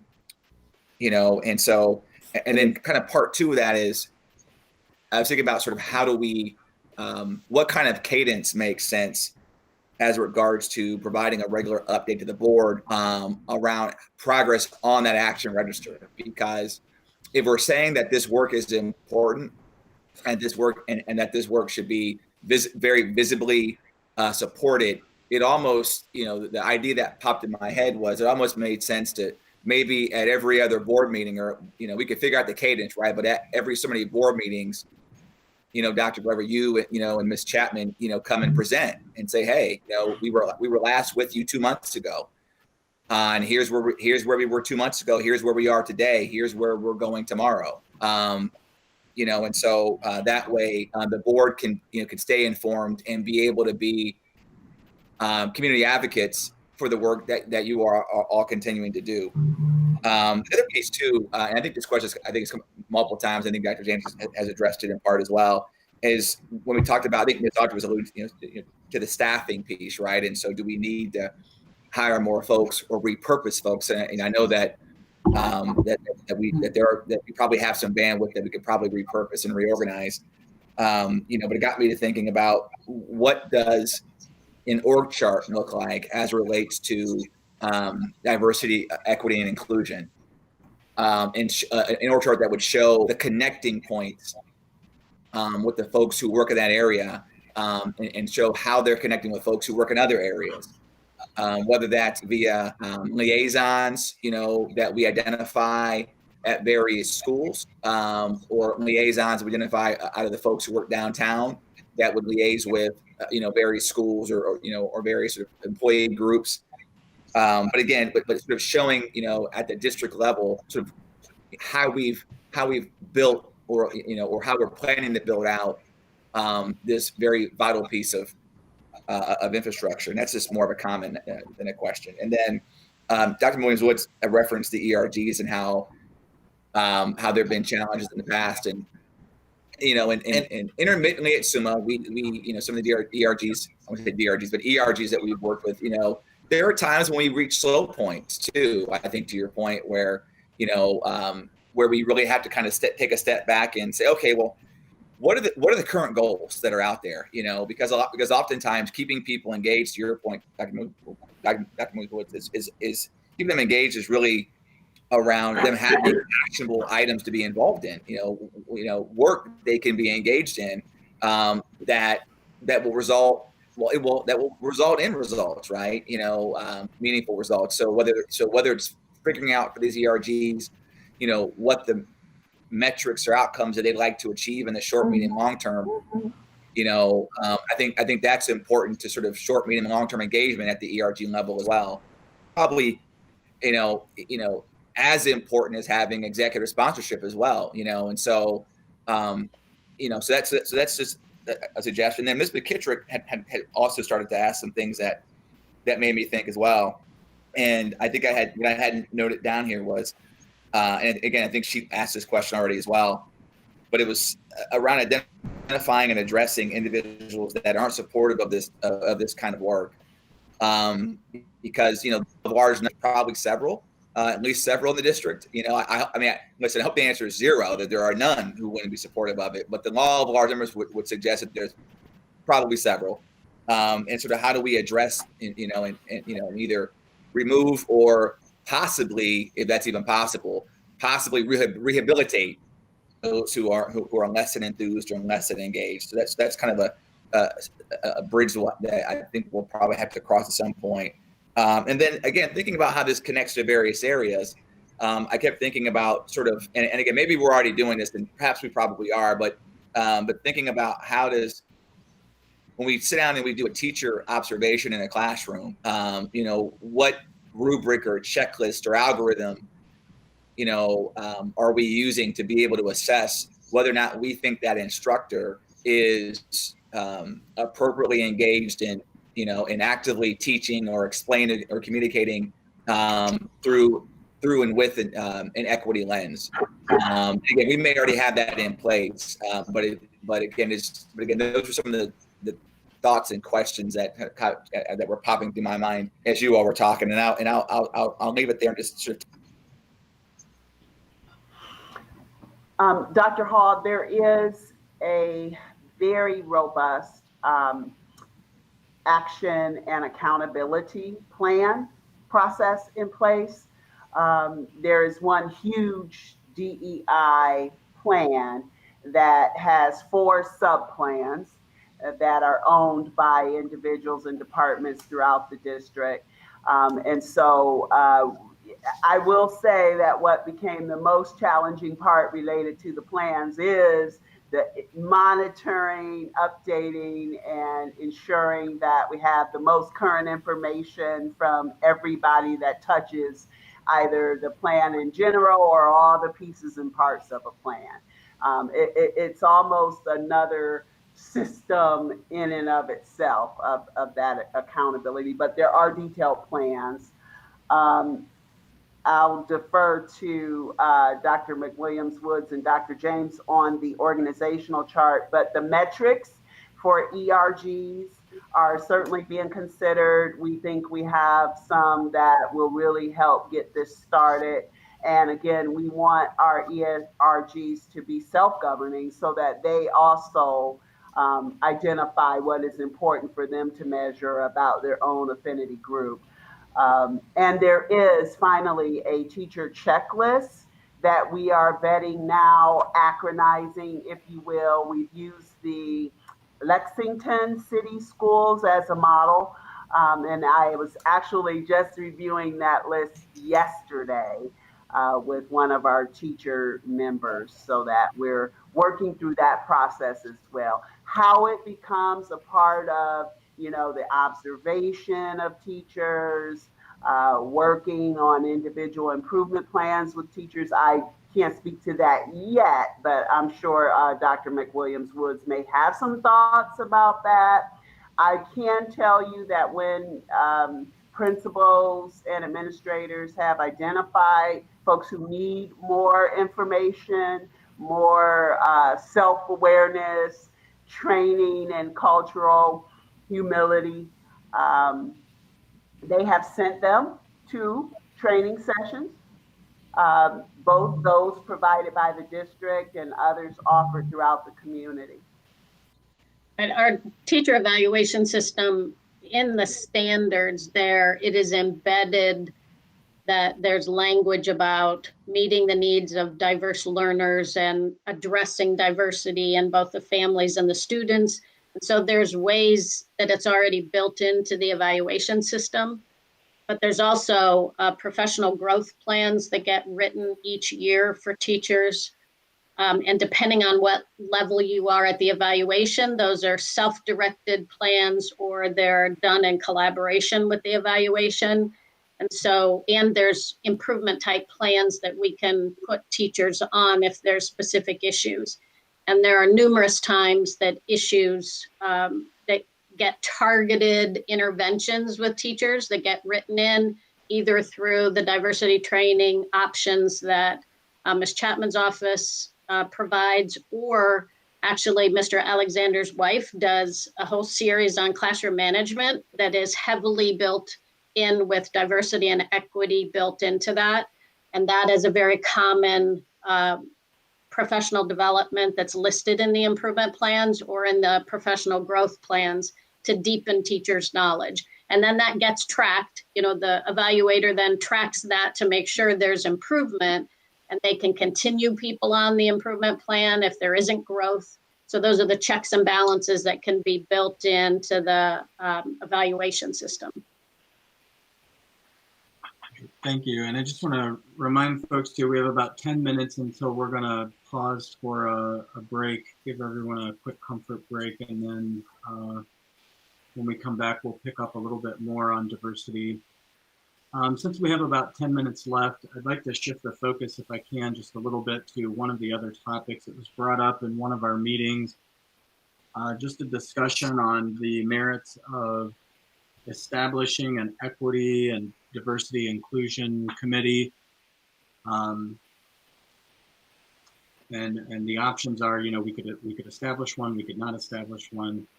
If we establish one, it could be an ad hoc committee or it could be a standing committee. We need to talk about the makeup of that committee as well to make sure that it itself is probably diverse. So I just want to open it up for some conversation and get some general thoughts around that. It is on our agenda and it was mentioned a few times as part of the board retreat survey. So I'd just like to open that up for anybody that has comments. Dr. Akbar? Yes. Well, Bruce and I have talked about this a few times. And in fact, at our last meeting, we talked about it as well. Our last legal contracts and board policy committee is what I'm referring to, sorry. And we want it to be, at least the way we've discussed it, is that it would be a fourth board level committee. It just would not, it would be chaired by one board member and co-chaired by the chief diversity officer for the district. I don't know if Mr. Alexander has anything else to say on that, but that was our initial discussions that we're working through.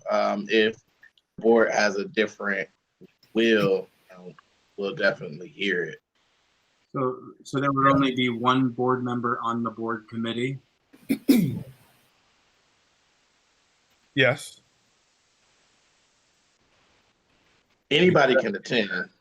Yeah, anybody can attend, but it would be one board member would be on there, be a person from the senior staff, and then you'd have other individuals who would be on that committee to monitor what we're doing and what's going on as far as equity, what's going on. I think Mrs. Chapman has been doing some of that already too to help out, but to see how we're doing, where we're at, are we making progress, are we not making progress, and where are we going? So it would be other individuals who would be on there as well, and it goes back to the original equity policy that I had. We talked about having individuals maybe from a board member, maybe a teacher, a principal, someone from the city or a community person, maybe all those individuals who can help monitor what we're doing. And that was not in the current equity policy, but that was in the original policy. And so we're going to be revisiting that. I did send Dr. Akbar a copy of that so he can look at it and we can structure it the way that we think it really needs to be structured, so we can make sure we're making progress when we get this up and running. I'd like to be a student on that as well. That's a great point, Val. Can I just mention then, and I don't disagree, we can acronize or do whatever we want around this. I would suggest that doesn't necessarily sound to me like a committee, like a board committee. It sounds like a policy instructing the superintendent to establish a committee that includes board representation or board and student representation. But it doesn't necessarily sound like a board committee if it. Yeah, Mr. President, if I may, if it was a board committee, like the current structure of a board committee, where, under the proposed structure, I don't think you could do like how we do policies, because one of the hearings is actually in the board committee. So I would recommend that the committee be structured as the other board level committees. And just like on those, we have either assistant superintendent present for like instructional policy. We have our legal representative, for the board policy, and we can easily have our diversity, equity, and inclusion officer, or whatever title that position might be, or whoever, and other staff as needed attend those committee meetings. Exactly.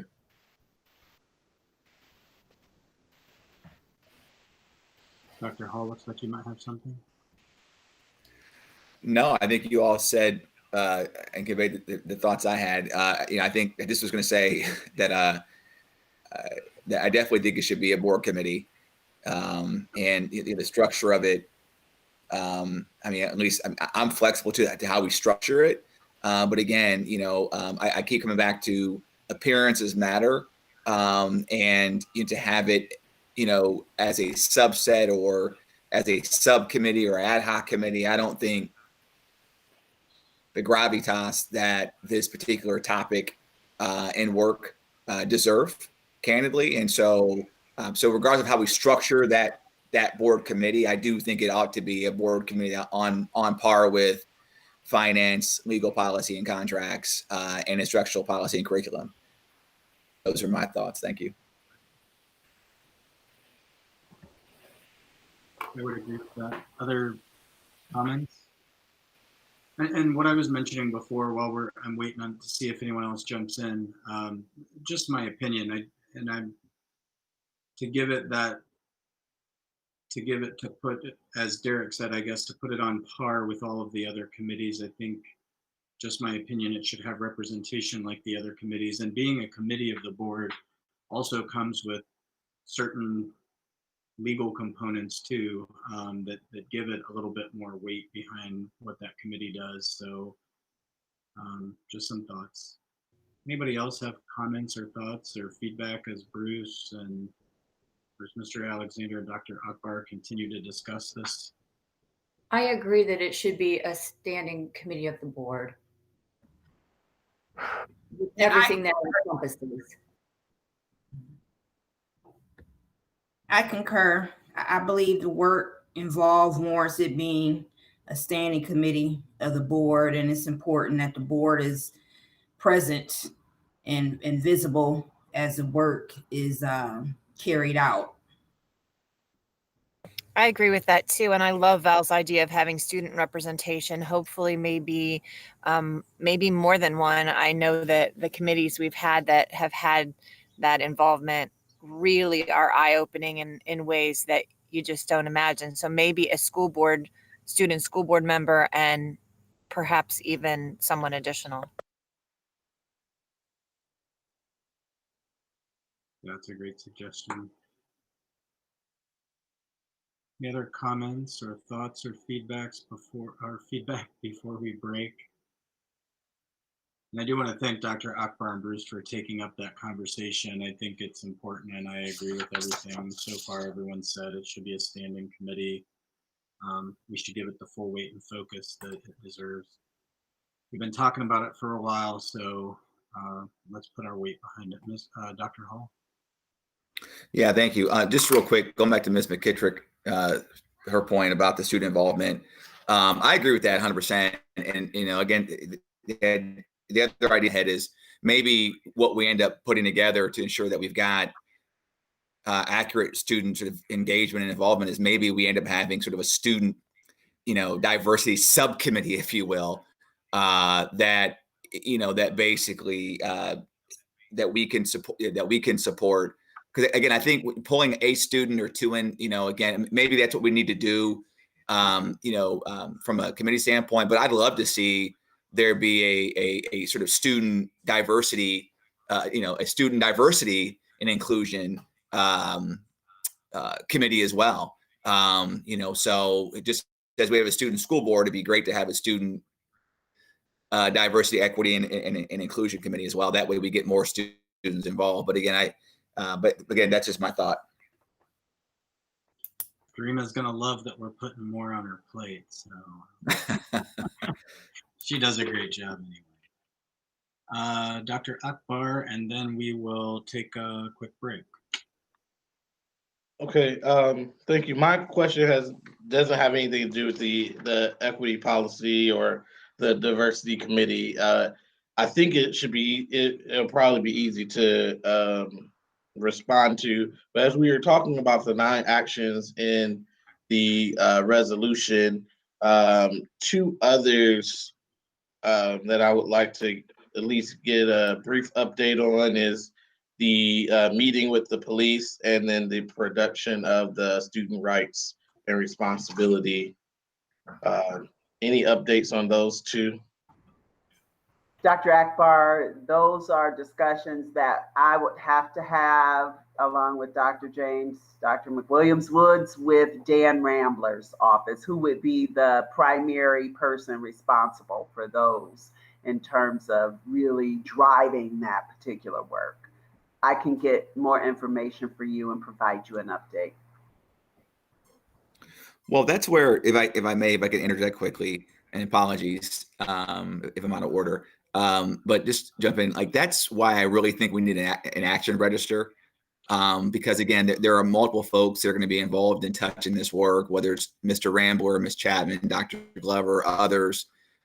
I think that the only way that we're going to be able to keep this in front of us and keep it all tied together is to have some sort of action register where we know definitively sort of who's tasked with leading what initiative, that we as a group can come back and review on a periodic basis, and the when and the where of that review we can keep talking about. But I would really highly suggest, recommend that we have an action register together that kind of keeps all this in one place, so we know who's doing what at what time.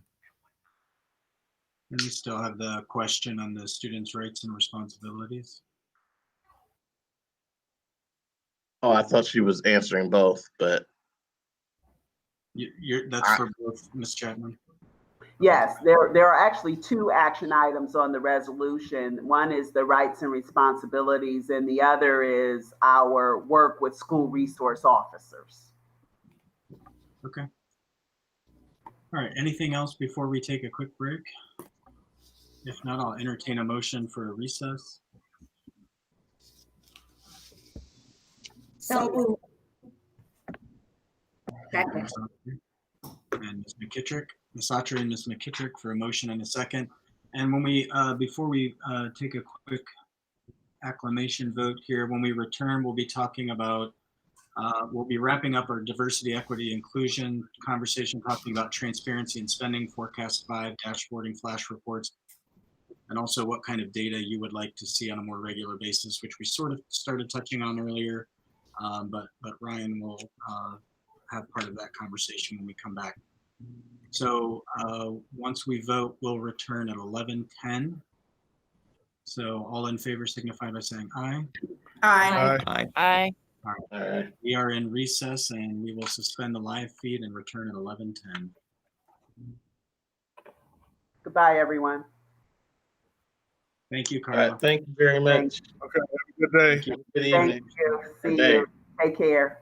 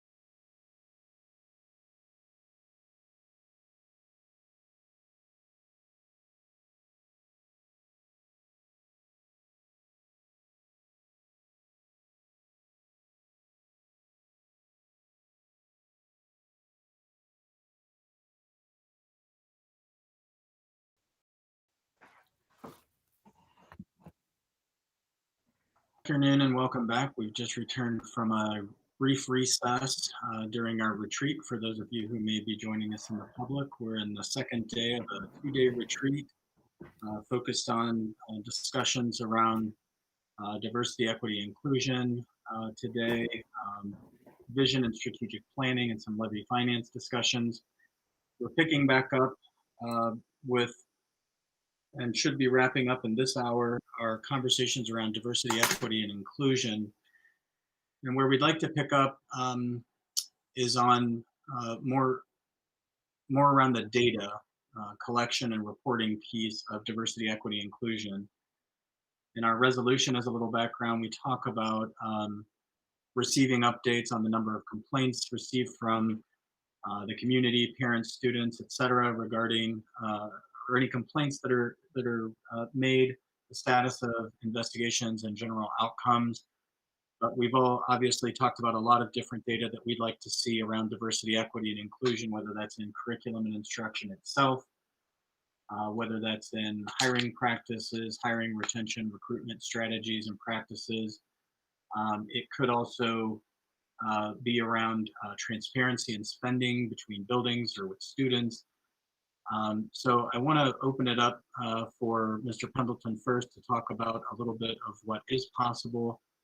And then we'd like to hear from the board some of your ideas on the types of data around equity that you would like to see a little more frequently reported to the board.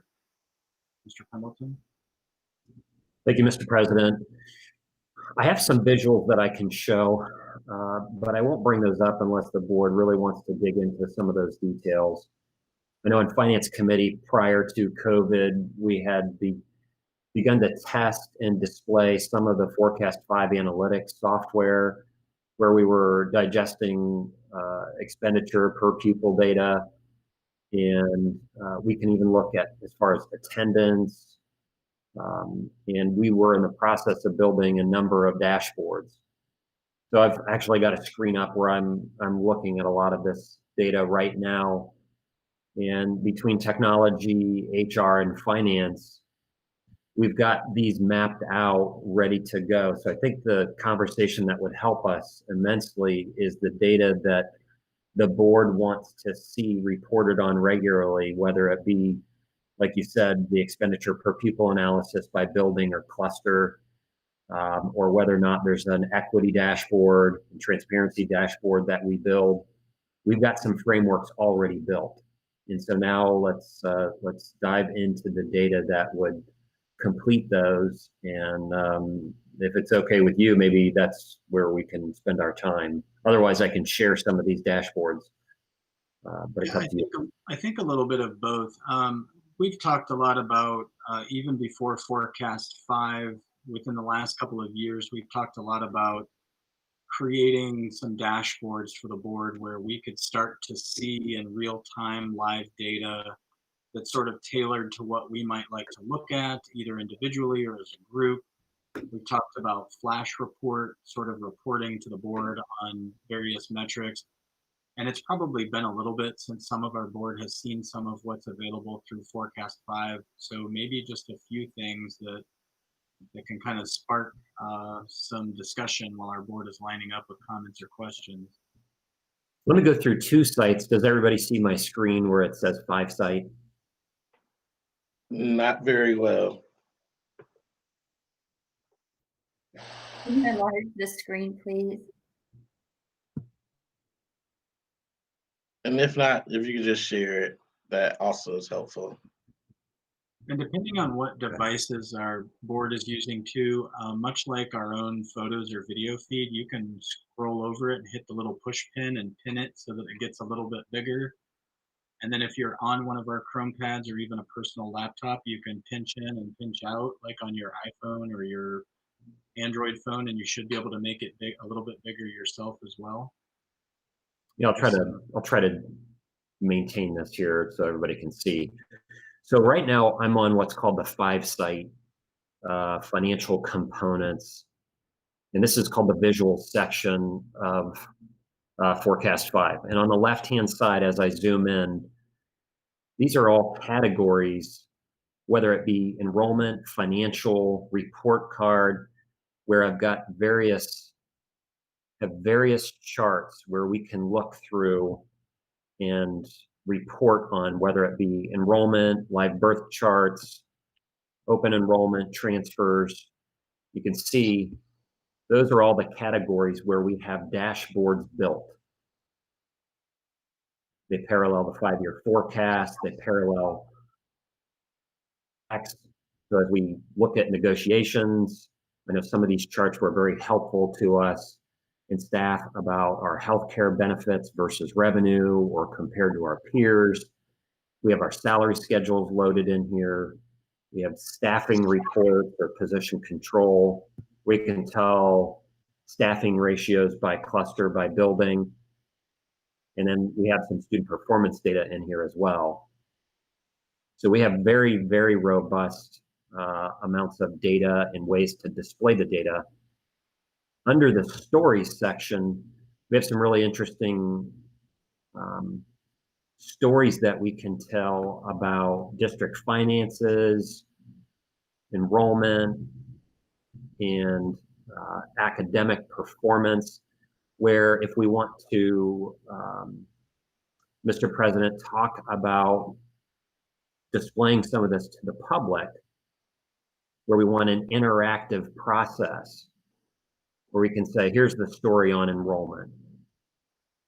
You know, what have been the overall changes in enrollment? And then you can tab through the enrollment story and it leads you on a historical perspective and gives you some ideas about what current enrollment trends are in the district. And these are all interactive. And then we really have probably the most robust and interactive tools are in our 5 lab section. And I know when a group of administrators and maybe a couple board members a few years ago traveled to Columbus Public Schools, we were looking at one that they were building themselves internally. Well, that was a really difficult task for us to do, but we built a lot of these dashboards already around attendance, daily attendance, chronic absenteeism, discipline summaries, grade distributions. We have a start of an equity audit, and that's really the dashboard that the feedback from you will be very helpful.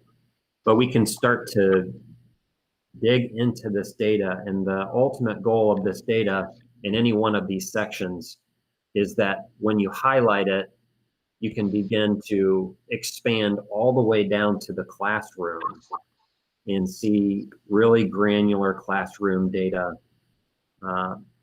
starting at the highest level all the way down to classroom and grade. So a lot of investment in time, and unfortunately, we haven't been able to, I guess, show this off to our committees and finance committee because of COVID, but I think we're ready to get back to that. Good. So we'll open it up to the board then.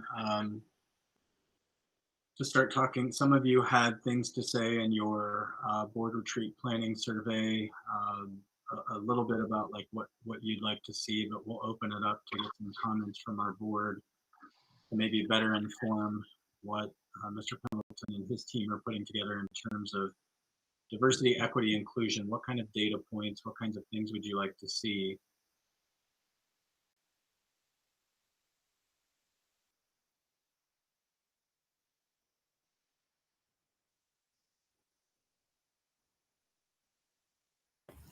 Patrick, I'll weigh in a little.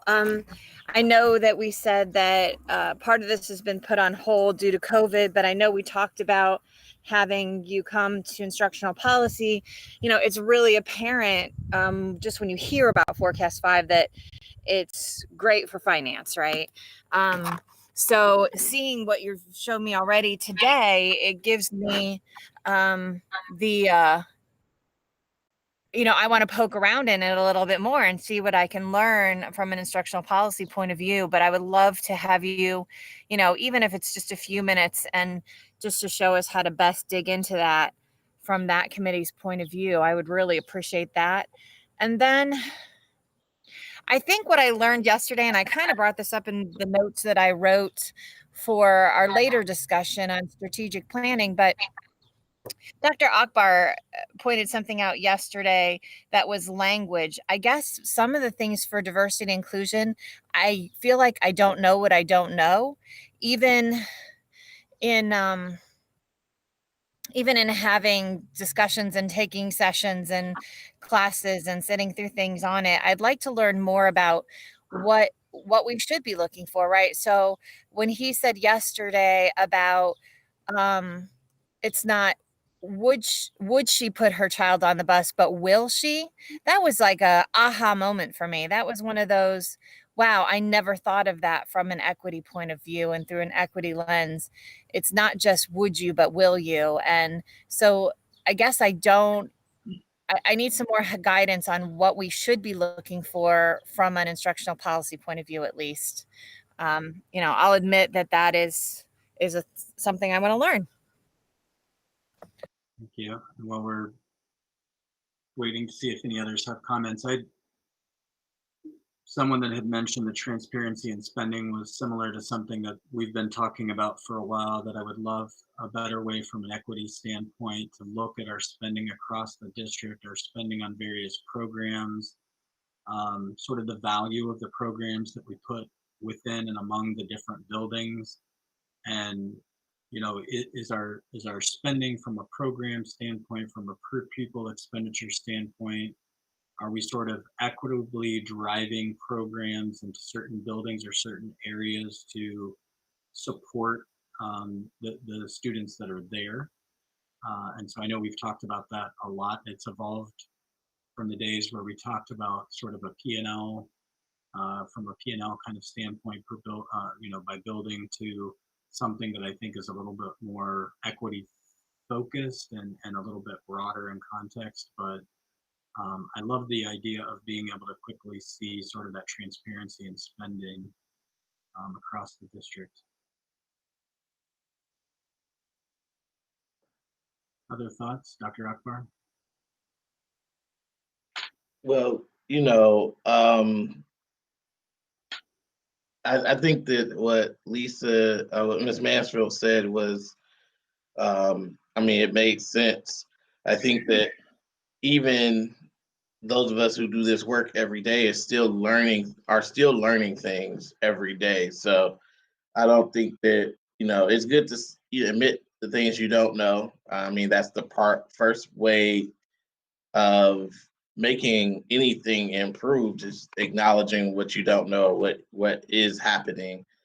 So I don't, what I'm about to say doesn't mean it's the end all be all, and I don't purport to have all the answers. So I just want to make that clear. And there are some things that probably Ellen can provide more insight on. I'm sorry, Dr. McWilliams-Woods can provide more insights on that I'm interested in learning about. And so just to Lisa's point, I'm sorry, Ms. Mansfield's point, I think that one of the things that I would like to see around curriculum is not just everything can't be put in numbers, right? So I think that it's great to see numbers, and so I was very impressed with Mr. Pendleton's dashboards, and to be quite honest with you, some of it was a little bit overwhelming because there was a lot of them. But I think that what I would like to see is student experiences, and having, hearing from students' experiences around what ways they would like to see themselves either in the classroom or in the school, and what ways, not only the things that they've lacked, but I also like to hear from students who, especially those students who have felt like they received what they needed. They received some relevant teaching, and they've seen themselves in the classroom, they've seen themselves in the curriculum. And that's the way we replicate that across the district. And we learn about what's successful, not just pointing out what's wrong, which I think part of this process is bringing awareness about what the gaps are. But to me, the more substantial part of this process is replicating the successes and what's happening that is going right. And so that can be more widespread. And so I would like to see some of that. And again, I know that's not numbers or data, that's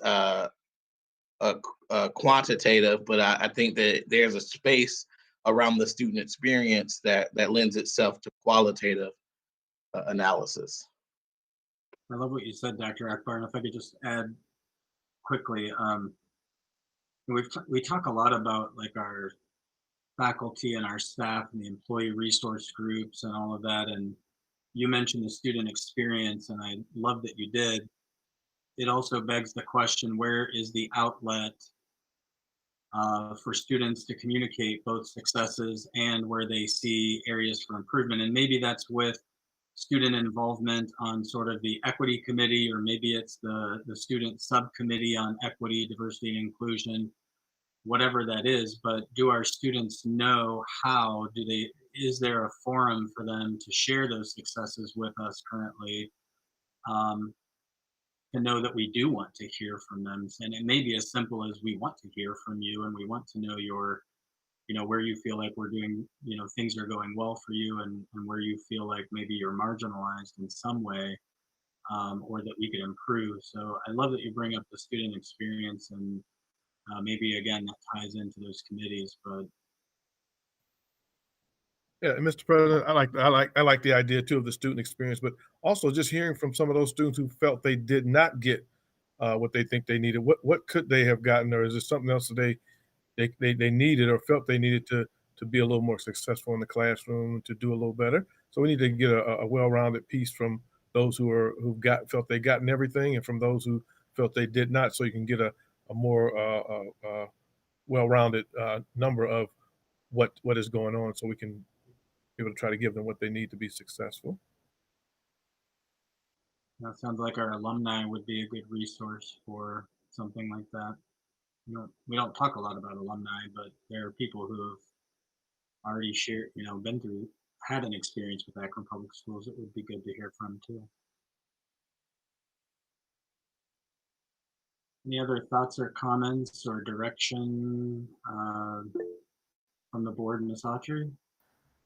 Yes, thank you, Mr. President. So one of the things that I would like to see and be aware of on a more consistent basis is how many subs are in a building at any given time. I believe before I was appointed, we had someone address the board and reported a significant number of subs in a particular building, which, as a board member, I want to be aware of those types of things, as I encounter, people in the community. And I think that's important to know at any given time, what that situation is like in a building. So that is one thing that I would like to see. And then just kind of, I concur with the student voice always with my PTA background, but I also want to, if we can somehow also incorporate, the parent guardian voice as well. I think that is equally as important.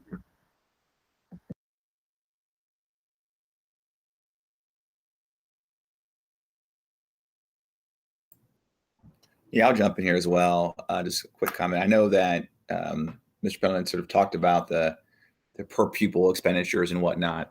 I'd love for us to kind of be able to connect, because again, equal and equity are not the same thing, right? I mean, I think it's kind of a buzz phrase now, right? That the equal sign does not equal equity. And so just knowing what the per pupil spend is, that's a very, very necessary first step.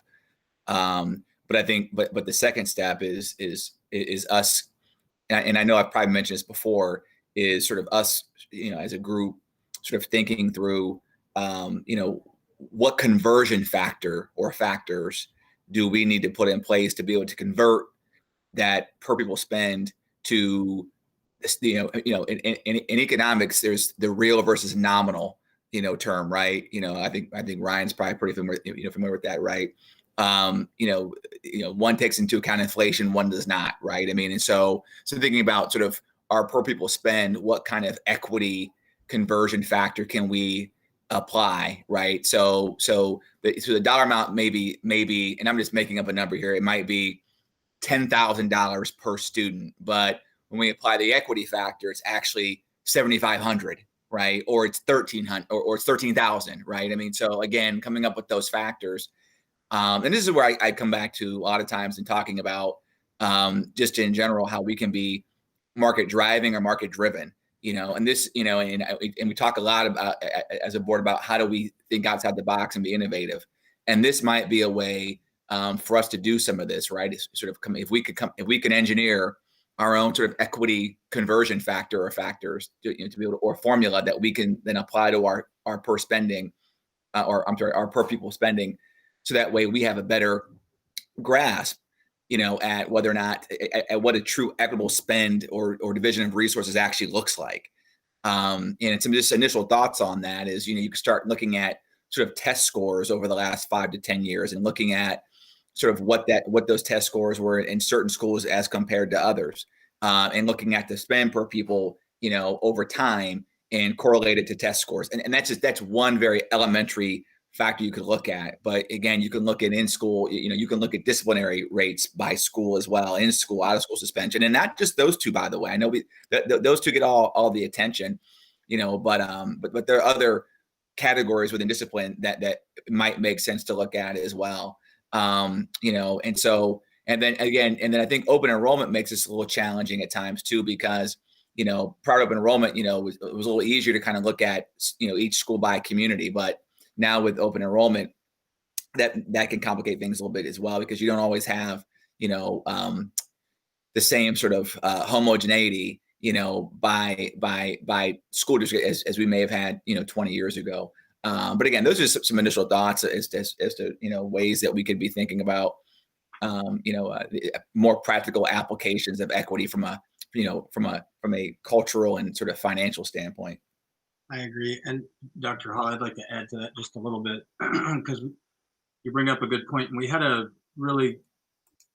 we've had these conversations before, and then even recently we had a good finance committee meeting where we were kind of picking that apart. It was one of our Forecast 5 discussions, so I guess maybe it was a little longer ago than I'm thinking. But to your point, it's not enough to see just the pieces that I had mentioned earlier, for example, but you have to put that in the context. If we're talking about diversity, equity, and inclusion here, you have to put that in the context of the relative need of whoever you're talking about. And so, and I don't know to the extent that Forecast 5 pulls in additional data, but they're also, to layer or engineer, as Dr. Hall was suggesting, to be able to engineer sort of those factors. It would be interesting to pull in public health data, 911 data, 311 data, and be able to say, but what is the relative need of, for example, the particular cluster that we're looking at? Because to Dr. Hall's point, the spend, might be X, but when you apply that sort of relative need factor or whatever that is, it may be reduced. It may not be enough. Maybe in that particular area it needs to be, and again, just to build on Dr. Hall, I know he just picked a number, but maybe that 10,000 needs to be 13,000. And so it would be interesting to look at engineering or building what that relative need factor sort of looks like, and then how do we apply that once we know what we have. But I know that's a bigger discussion than for this retreat, but I like that it was mentioned. Anybody else? I would like to follow up there from some comments, as maybe some others are thinking about questions, and bring back the concept nationally that got some attention over the last few years about academic return on investment. I understand it's not all about numbers and finances for sure, but as we align resources, equitable resources across the district, we should be able to track return on investment. So I do want to see where we can get through finance and instructional policy about our alignment of staff, our alignment to programs, and the investment behind it. And then what, is it paying off, right? Is it providing the equitable platform to succeed. So I would like to personally pull in some of the academic return on investment concepts and kind of blend them with some of the concepts that folks are talking about today. Great. Dr. Akbar and then Ms. Mansfield. Yeah, so I'm no finance expert, so I just want to put that out there.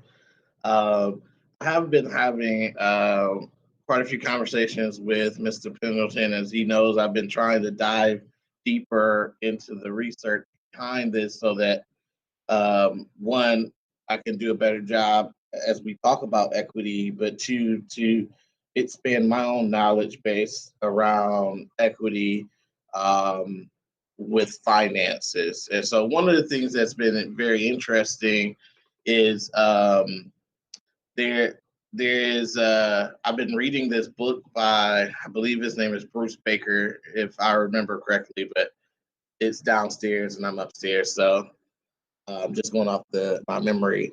And it talks about funding inequities across the district or across district lines.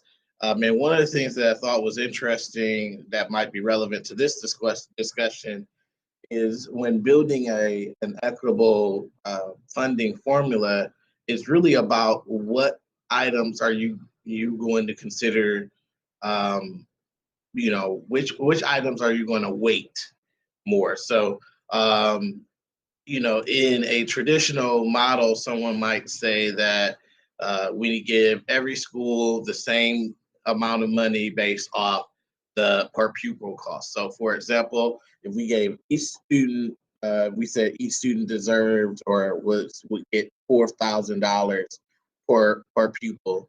Well, we know some schools are bigger than others, and therefore the schools that are bigger with more pupils would get more money. But that may not necessarily equate to the way you do equity. So if you look at equity and you're looking at the socioeconomics, for example, like how many students, I know we give every student free or reduced lunch, but if you looked at the economics, how many are at or below the poverty line, that's weighted a certain level differently. How many English language learners do you have? That's weighted differently. We already do give additional funds for students who are in special ed based off the number of special ed students that they have, because we need to do that. But it's similar concept, I think, there. And then, some of the areas that I was thinking that was not in the book, but I added just thinking about our district, is not just test scores, but the racial makeup of the student population versus the racial makeup of the teaching force, and that being a part of the weight potentially as well. Because that, as you're basically trying to fund schools and provide support to help students overcome certain barriers. And so if you can identify what those barriers may be, you can come up with an equitable funding model that doesn't eliminate them altogether, because we still have the social context, but we at least try to help mitigate by providing services for it. And so with high poverty, we know also comes a lot of other social and emotional differences that we would need to attune to. So I think those were the main things that I had. Oh, the last thing I was going to add was parent educational level also, because if we have, you can have,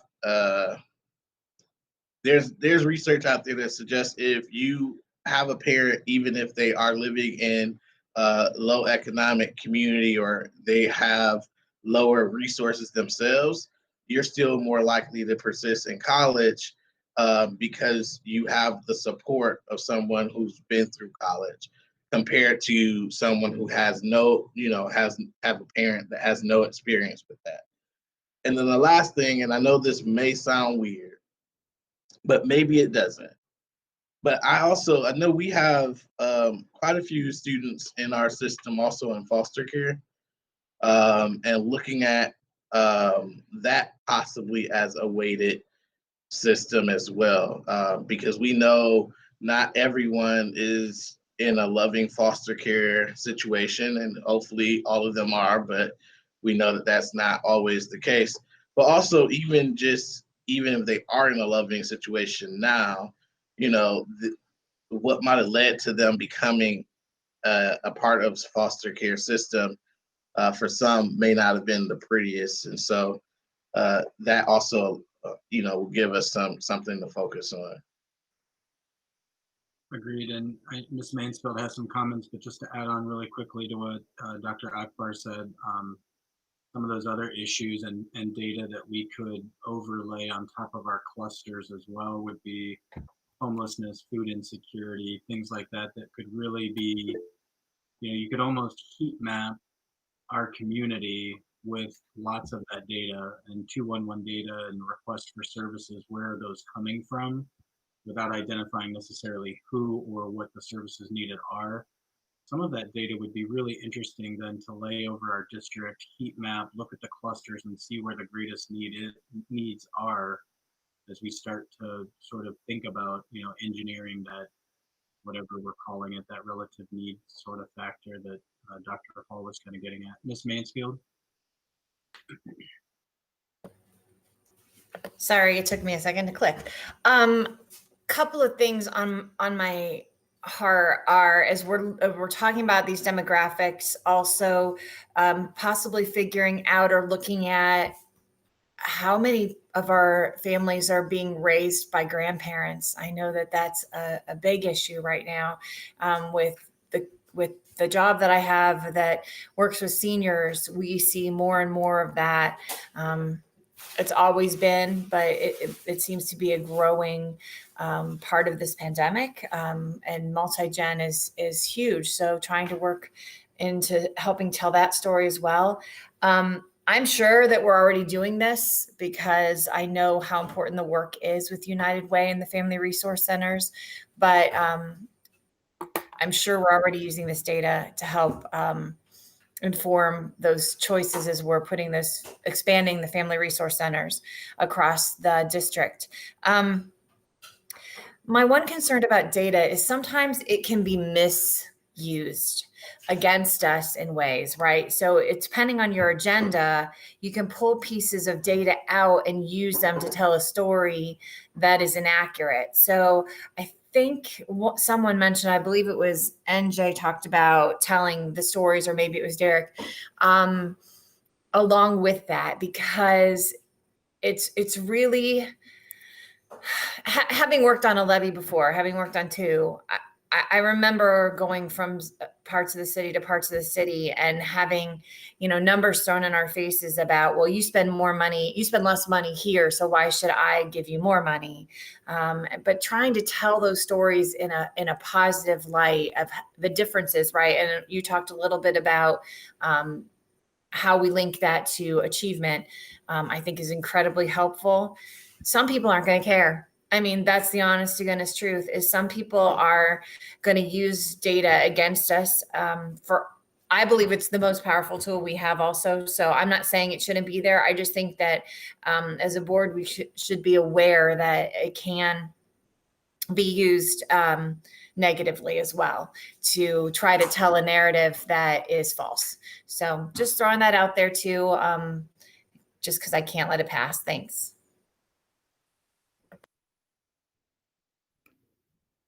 Yeah. If I can hop in, I continue to be amazed at the number of parallels between healthcare and education, and trying to deliver the two. And the terms that we use in healthcare and education they're practically synonymous terms, and so as we sort of talk about issues, home environments, caregiver status, food insecurity, what we're talking about is social determinants of education. In healthcare, we have a term called social determinants of health, and they're all basically essentially all the same terms that we use in education, and vice versa.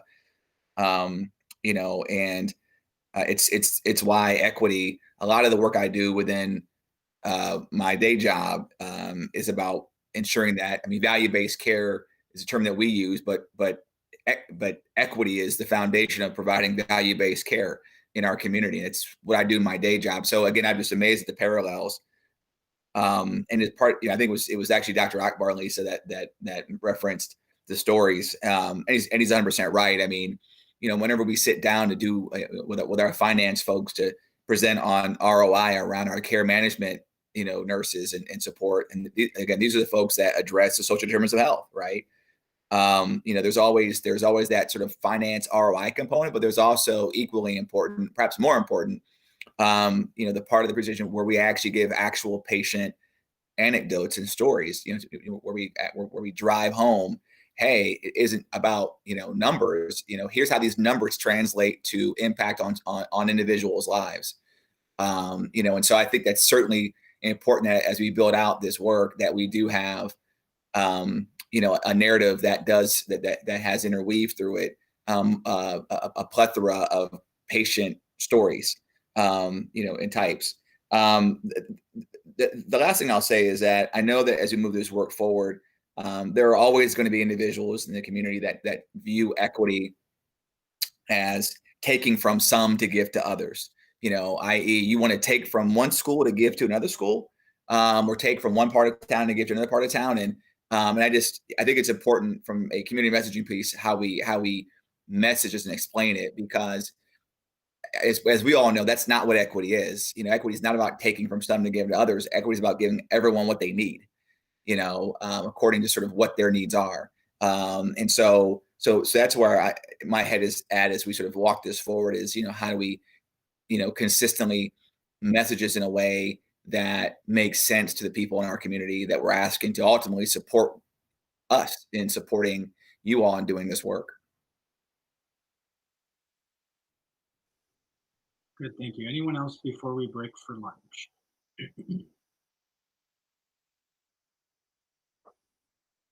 Hearing and seeing none, we are, rather than try and force anyone to eat on camera or try and have food delivered and make sure it was all delivered at the same time and everything, we opted for a 30-minute break for lunch so everyone could re-energize, get something to eat, and come back feeling a little bit more refreshed. When we do come back, we are going to pick back up on our vision and strategic planning conversation. We're going to take a look again at the advanced APS document, the illustration that we sent out previously. We're going to brainstorm a little bit on your ideas, what you've been thinking about the last day or two on the areas from everything that you've heard and from where we're already headed, what you'd like to see us improve upon or advance on in the next couple of years. And then we'll close out our session with levy and finance. So when we get back there, it's a little bit shorter time and there aren't any breaks, but we'll plug through and we'll get everyone done by 2 o'clock. Is there anything final before we take a short 30-minute break for lunch? All right, we're a little bit over, so I'll take a motion for a recess. So moved. Second. Thank you. Motion by Dr. Akbar, second by Mr. Alexander.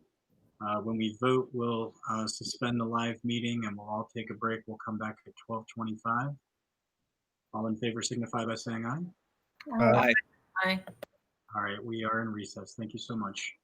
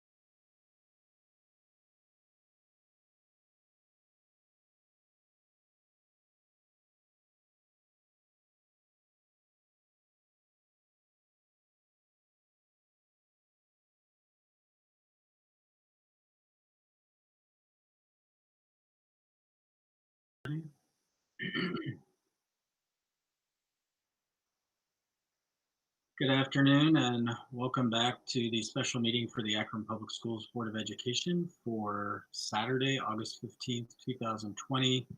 We're just returning from a recess, a lunch, and we have about an hour and a half or so to go left in our retreat as part of about a 10-hour, 2-day retreat.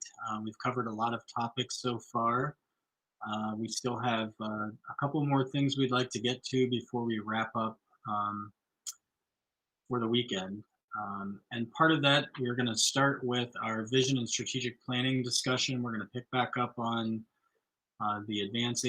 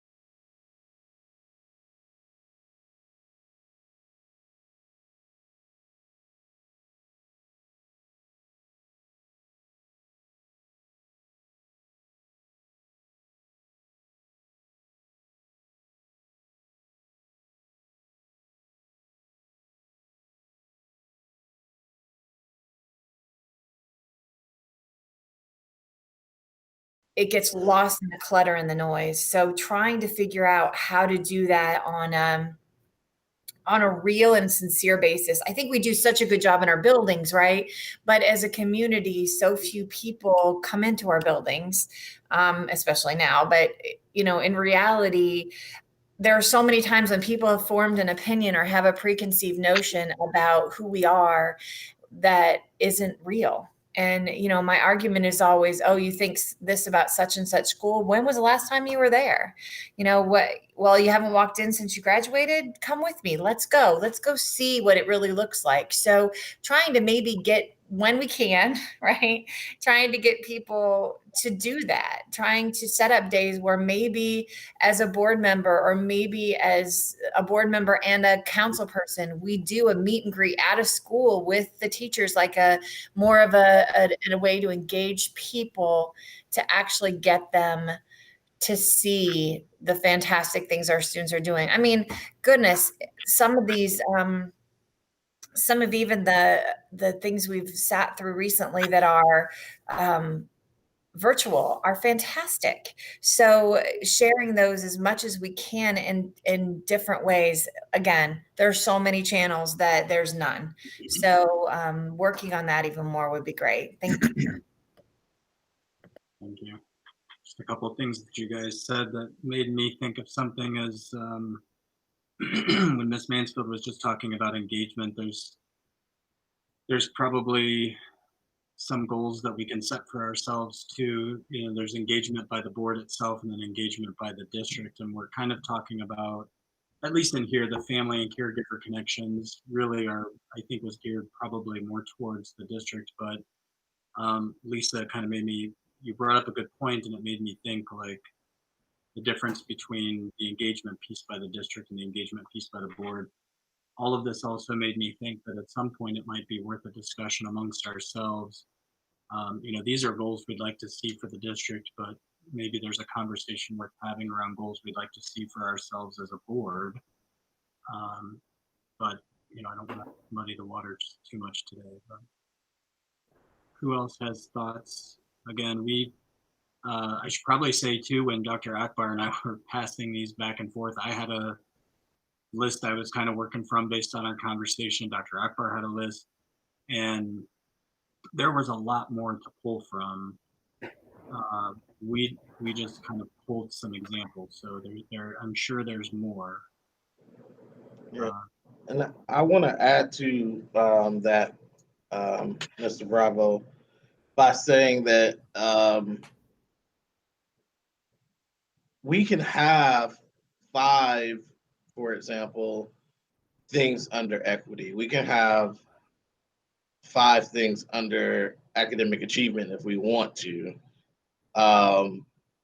You know, all of those things can happen if we want to. It's based off what we think. We just wanted to put together some examples of what would go under each of those 3 broader categories. But I think I do like keeping it as simple as possible. One of the things that when Patrick mentioned there was even more that we could talk about, one of the things that he mentioned was how does finance and operations fit into this, for example. And I think that when you look at academic achievement, in order to achieve any of those 3 goals, or if it's 5 goals that we come up with, whatever that number is, some of it may require some operational changes, some structural changes, you know. So the finances and operations and the business side makes changes in order to achieve those big broader goals. So I don't see them being misaligned.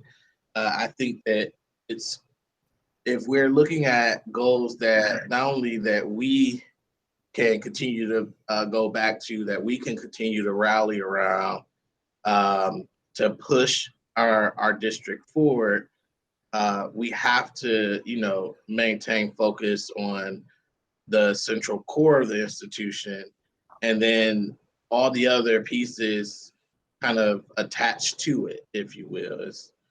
I just wanted to put that out there, but that's my perspective. That doesn't mean that's the perspective of everyone. And if we need to add an operational goal or area, we can do that. But that was one I know that we had some lengthy conversation on. The other pieces around technology that I wanted to mention, and I thank Ms. Autry for mentioning that, because that's something that I'm very interested in trying to figure out how do we solve. And what I've kind of surmised is it won't be solved simply by our district. And so under engagement, could we add a goal that connects the district and the city and other entities to eliminate the broadband disparities within our community? You know, that's like one goal that we could work on. The only piece of that is Patrick and I also talked about wanting all of our goals to be measurable and specific, and some things like that. I don't know how to begin to set a goal to measure that, besides either we have it or we don't. So it's one of those things where I can go back and forth on that. Yeah, and so just a couple of follow-ups to that. I like that idea. I like the idea because we can do one to world, which we've done, and we can put technology in the hands of every kid. But if we have the connectivity issue from a broadband perspective, that's a little bit larger than us. And you're right, it's not necessarily us, and certainly not us by ourselves that can solve it, but with partners around the community, we can solve it.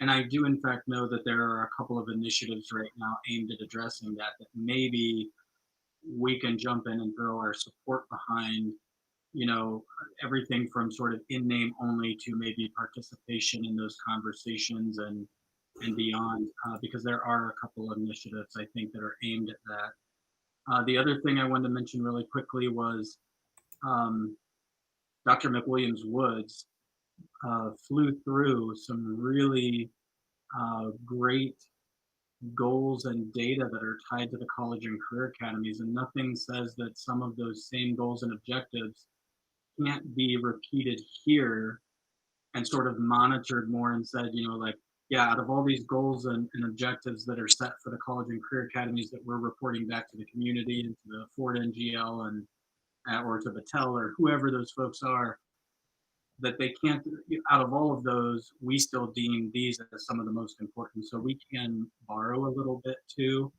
and highlight that as ours. And I guess the last thing was just words of encouragement as we keep discussing this.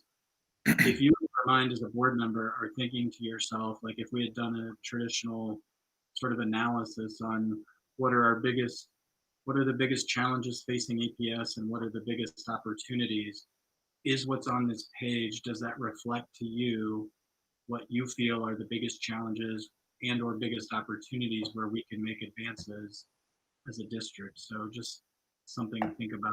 Dr. Hall, I think you've been waiting, sorry. No. And this is purposefully why I wanted to sort of weigh in and then kind of listen to all of you kind of weigh in and then kind of come back. So a couple of things. One, you know, at a high level, as we think about this document, you know, one of the things I would suggest, and this is kind of, you probably heard me say this about 14 more times as we sort of think through it, but I think it's important that around each initiative that we have an action sort of plan, action register / roadmap, because again, you know, these, for example, those 3 goals, there are tasks that must be achieved, things that must be brought to bear operationally that have to be, you know, in order for us to achieve those, you know, those goals, right? 4-year graduation rates, right? So I like the fact that the document, it keeps it high level, but I do think that the underlying sort of support documentation, if you will, on this, you know, that each of these sort of main pillars, if you will, would have its own sort of roadmap / action. So that way, again, as we think through progress, you know, we know who's doing what, you know, and in what timeline. You know, and so I would suggest that for each of these pillars that we have a document like that in place. The other thing too, I guess number 2 is the equity and finance piece. You know, again, I think that could fall under equity. I don't think it needs to be its own pillar, but I do think that if this is a 3-year document, right? Because there are things on here that that you might think we can make some progress on in a year, you know, or 2 years, right? But if we're giving ourselves 3 years to achieve some of these goals or to reach some of these targets, something like equity and finance, I think it's something that should absolutely be included under equity. You know, whether we end up making it a sub part of the equity committee of the board, you know, but it's something that sort of calls out that I think we have to solve this equity or DEI conversion factor calculation. You know, I think that needs to be a priority because, again, you know, I think to the point that was made by, I think, Dr. Akbar, you know, that if we're going to sort of ensure the appropriate provisioning of resources, whether it's teachers, whether it's, you know, other sort of, you know, resources to fund various programs at various schools, you know, we have to sort of know what the appropriate provisioning is for each school. So that's where, you know, I really want to emphasize the importance of coming up with that equity or DEI factor that we can apply to our finances. I think that's absolutely essential to moving this work forward. I agree with the technology component as well that Ms. Autry brought up, you know, because as she was talking, I was thinking technology in connection with what items, right? You know, and so community partners that can sort of help us sort of build this out. I mean, I know that, you know, one of our neighboring cities, which is certainly a lot smaller, but the city of Fairlawn, you know, they have their own broadband network, right? So that covers the entire city. You know, now I don't know that we get to that in 3 years with Akron, but again, it's something to work towards. And then I was thinking about sort of the engagement piece, specifically around the college and career academy. Again, I like these high level goals. The one thing I would again sort of add to that though is in thinking about I think to Dr. Akbar's point about we want to have things that we can measure. I know that Ms. Teka has sort of alluded to this in the past, starting around this, but we would absolutely want to. I think we absolutely should be including in that component, or maybe this goes under achievement, but thinking about data that we're collecting around students that choose to enroll or enlist or be employed. You know, so because we should absolutely know, you know, for each of our graduating classes, how many of them chose to enlist, how many of them chose to enroll in college, how many of them, you know, are employed, where are they employed at, you know, which of our partners, you know, are stepping up and actually employing, you know, our students. I mean, those are absolutely things that we should know on a year-to-year basis. You know, and so again, I know that's not fleshed out here specifically, but again, we can make it its own bullet point under engagement, you know, or we can roll it under, you know, I'm not sure what bullet point we'd roll it under, or we can move it to academic, or we can move it to achievement. And that leads me to my next point about so we're saying achievement. You know, I wonder if, now that I think about this a little bit more, you know, academic achievement, I mean, should it be in, I know that we're a school district, right? So you would think that academic should absolutely be that right word. But I wonder if just achievement in general, you know, might be more inclusive, and thinking about students that maybe don't want to go to college, so they're going to graduate, but they want to be, but their goal is to join the military, or their goal is to, you know, go work directly for one of our partners as soon as they finish. So I'm just worried that academic achievement maybe emphasize, and again, I get why it's in there, and I'm agreeing with it. I'm struggling with wanting to, much as with the college and career academies, I know that there are a lot of folks, lay people in the community that they hear the college and career part, but they don't connect that means vocational education, right? So words have changed, you know, the vernacular's changed a bit, right? So I'm just worried that, you know, that when we say academic achievement, that it's not speaking to the enlist as well as the employment component, and so that's where I'll defer to you all to kind of help me kind of flesh out what's in my own head. You know, so again, the stats around enroll, enlist, and employment, you know, whether that goes under engagement or academic achievement, or just what we call it, just club in that. I just would want to make sure that that was being reflected in there. And can I that's get a couple thoughts? Yeah, just really yeah. Can I just go ahead. For what you're talking about too? I mean, I would be open to something like more defining it more like student success. So maybe it's a little bit, just to throw that out there. And as you keep mentioning, like enrollment, employment, enlistment, I'd still like to, since Dr. Akbar was talking about our lexicon earlier, I'd still like us to continue at least thinking about adding that fourth E of entrepreneurship as well, because we missed that one a lot, and there are a lot of kids, and especially in today's day and age, that have the ability much more easily maybe than even we did to start something on their own. So anyway, sorry, I didn't mean to completely interrupt there. No. Thank you for saying that. I only had one more comment. That was to Ms. Mansfield's point about the meet and greets with teachers at the schools. I think that's an excellent idea. Again, it's under the engagement category.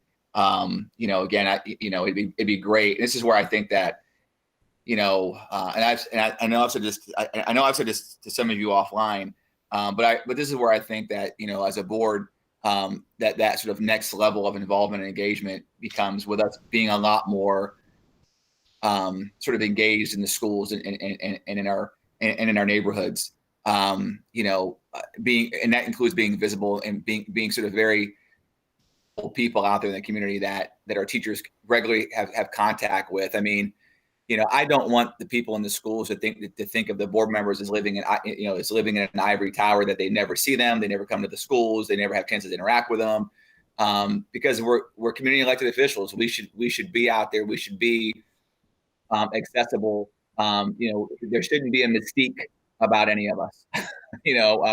We should be just, we're common folk, just like the people in our community are. So we're all working together towards common community goals that will better all of us. And so that's where, so again, I like Ms. Mansfield's idea about these consistent sort of meet and greets, within our schools, where we're having, and I'll be honest with you, what came to my mind was, I was thinking about the FDR fireside chats, where, I kept thinking, like, gosh, board members can go do, fireside chats, in different clusters at different times of the year, to meeting with teachers and parents, and however we choose to sort of engineer it. So anyway, so those are my thoughts. Dr. James. My comment was already covered. Thank you. Okay. Who else? I'm taking copious amounts of notes here. Dr. Akbar. Yeah, I'm taking notes too, and thinking about what's being said, and maybe to Dr. Hall's point, maybe it's not necessarily shifting from academic success or student success, but again, maybe it's just success in general. So or achievement in general, whichever word we want to use. But you can add under that the increasing the number of students who are employed, enroll, enlist, or are entrepreneurs at point of their graduation, or we can even do what we might even want to look at, eventually establishing some type of survey to see how our graduates are doing a few years after graduation even. So just a thought out there. So we could put that as a goal, and we can definitely measure the increase over time, as we have the whole pie of 100% of our students. And I don't know what the percentage is now, but let's say if that percentage today, from what we've measured with the 3 E's without the 4th E, but I agree we need to add the 4th E, with the 3 E's is 70%, and again, I don't know what the percentage is, but let's say that it's 70%. And then that means the remainder are unemployed potentially, or maybe they are entrepreneurs and we're just not capturing that data. But with that goal, we can start to increase that percentage because one, we're able to count all of those areas. Out of all of our students, we can do that. The last thing that I thought about that might even be able to go under there that no one really said, but it's our vision currently, which is to become the #1 school district, urban school district. And if we're really going to be serious about that as well, you know, we have to start looking at how do we measure that. And one of those ways could be looking at, you know, our recognition through grants and through awards. Like, not to highlight one specific person again, but just to put it out there, you know, just like the Pinnacle Award, for example, that Mr. Pennington received, that's an award that our district should be celebrating as well. And the things that those contributions have made to move our district forward. So I'm looking at all of that as possibly ways that we could eventually celebrate our success. But again, I do want to also keep it as digestible as possible. So I'm not saying we need to add everything, but we can have some that are official on the books goals that we're measuring, but also some other things that we are looking at that may not be a part of the 3 or 5 goals, but fall under that area that bolster that area. I have a couple of additional comments, but is there anyone else first? I've got one, but I'll defer to Ms. Autry to go first. Ms. Autry?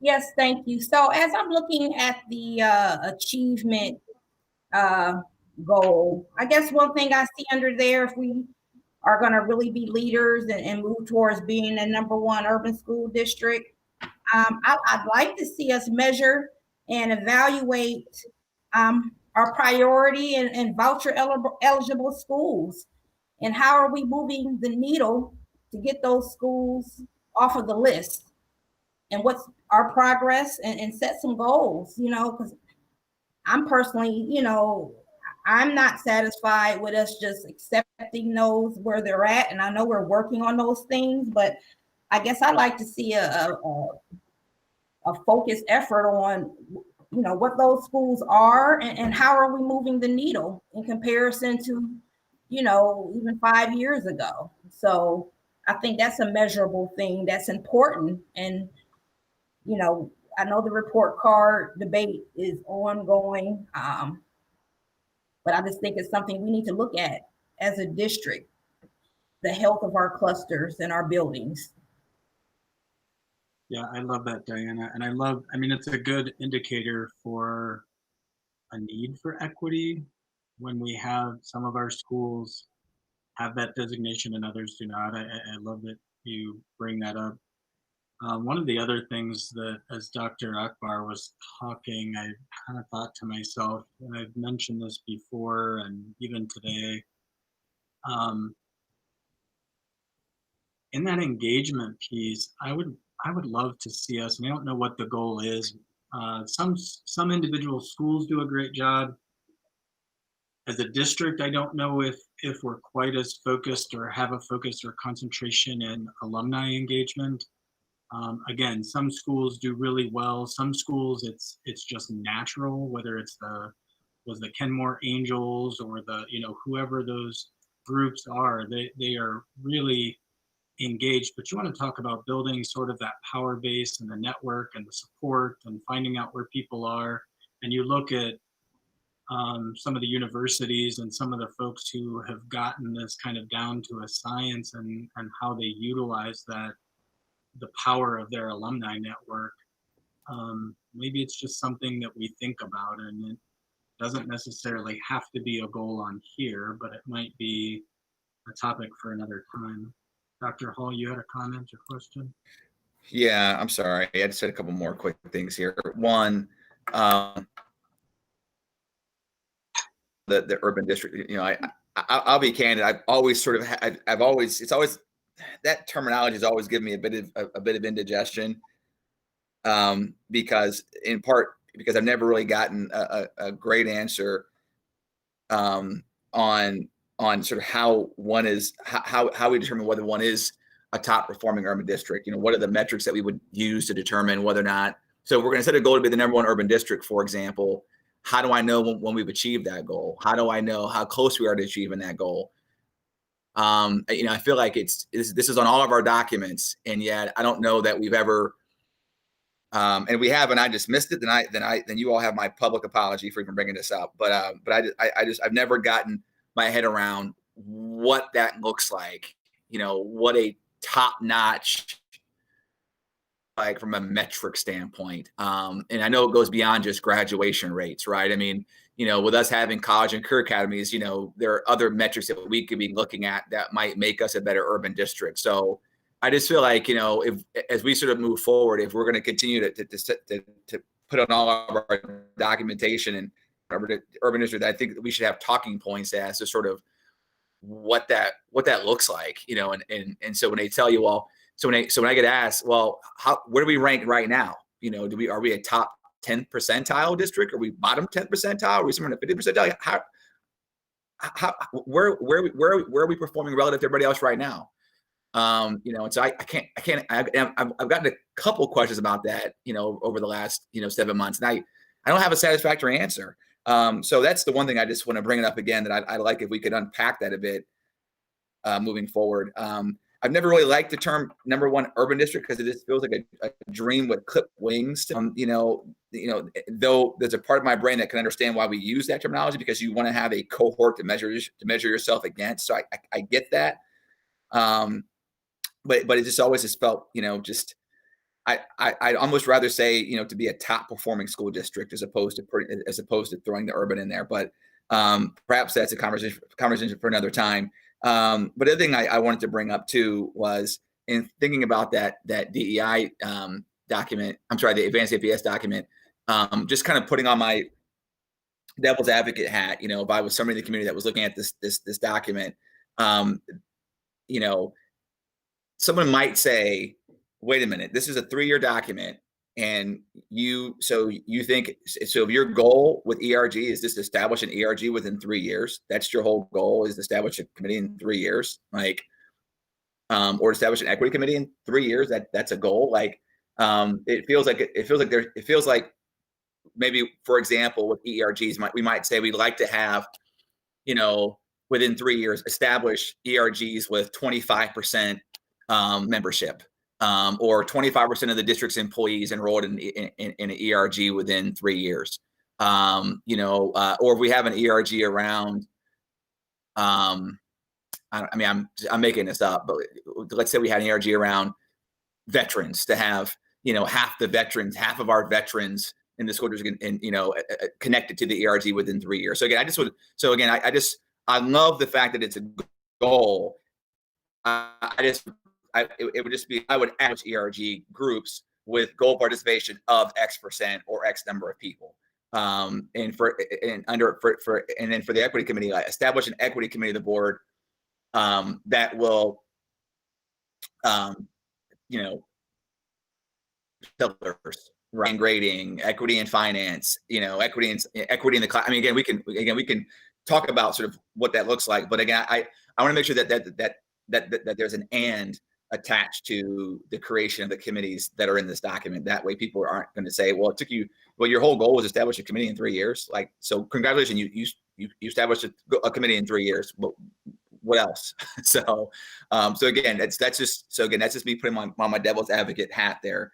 Apologies. I don't want that to sound offensive to anybody, because again, I love this document, but again, I just want to make sure that we have, that we're thinking through some of the feedback we might get, you know, when this document, you know, as more people see this document, you know, once we finalize it.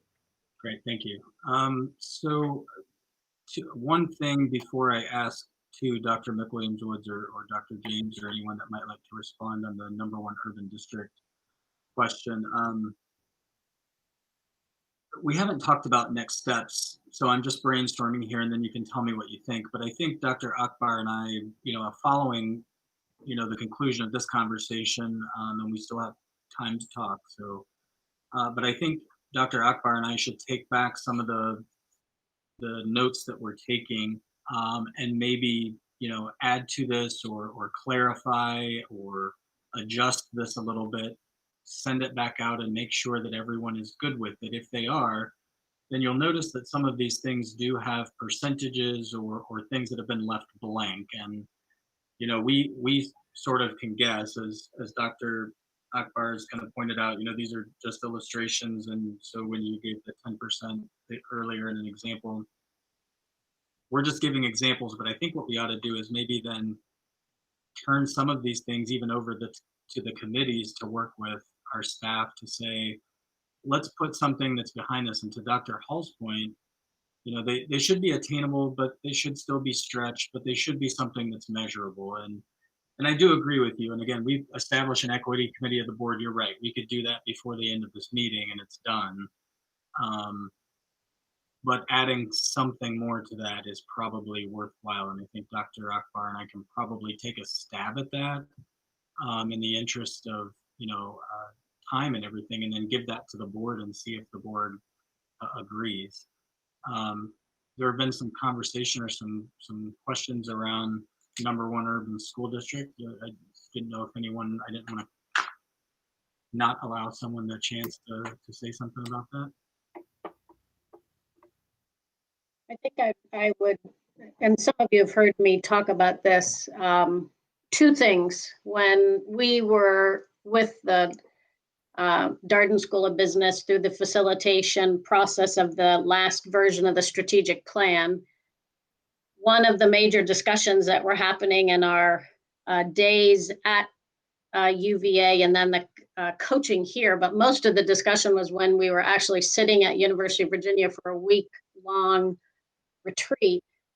We had already reached, based on all of the metrics that we get evaluated on in the state of Ohio, we were consistently the top urban district in Ohio. And that was compared to the districts that we are compared to by the state of Ohio in that cohort. So we sort of had that natural cohort, and that was already a consistent year after year, that on almost every single metric. The only other district we were competing with during that time period was Cincinnati, that every once in a while they would grab a few top spots on key indicators. So the discussion was, where do we go from there? And maybe we are at a place where we need to look at more of a national quest, and our college and career academy work that was just launching during that time, the initial investigation of getting on this national playing field versus just here in Ohio, really propelled us to be thinking about that national view. The other context that was happening during that time was all the Common Core standard, the national assessments, that we were all going to be on the same assessments, one of 2 assessments that everybody was adopting across the country. And when you think about that context, there were going to be common metrics across the United States that would have been pretty easy for us to look at. The US Department of Ed was also requiring that everybody shift to the same graduation rates, and so that there would be similarity across the state. A couple years after that, everything blew up. And that local control and local state level control and all that national movement to get those national metrics all kind of blew up.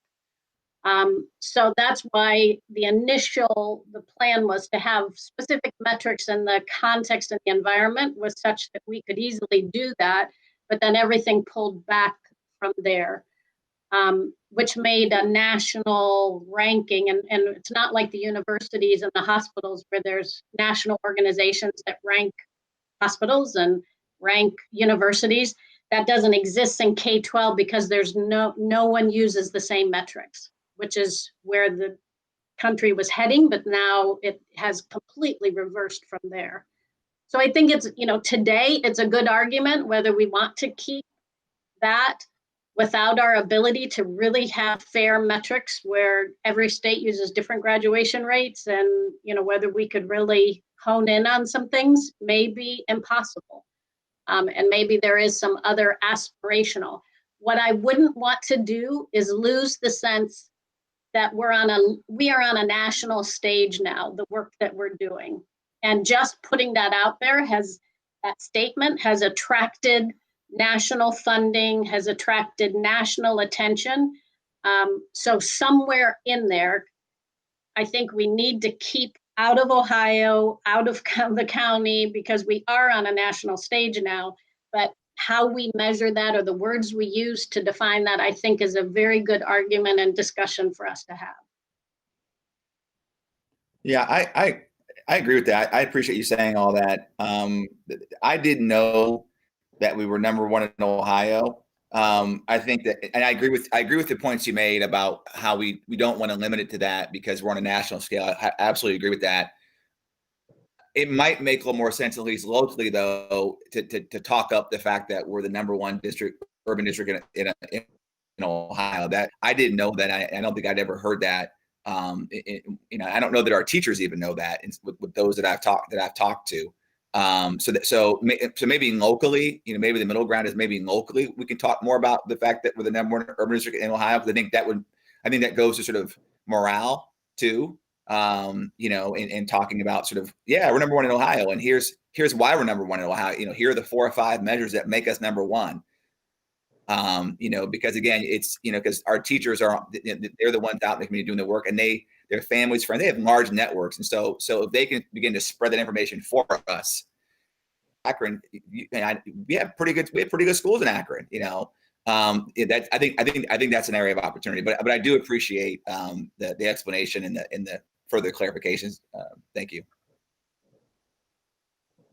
Yeah, I want to add just one thing, that what Dr. Hall is saying is very on par with what I was mentioning before about the ways in which we've been recognized.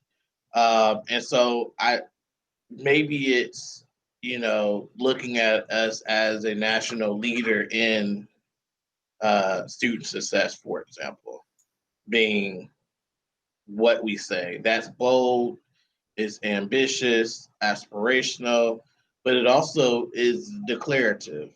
And I think that allows us to potentially do what Dr. Hall is saying, but also acknowledge what Dr. McWilliams-Woods has said as well.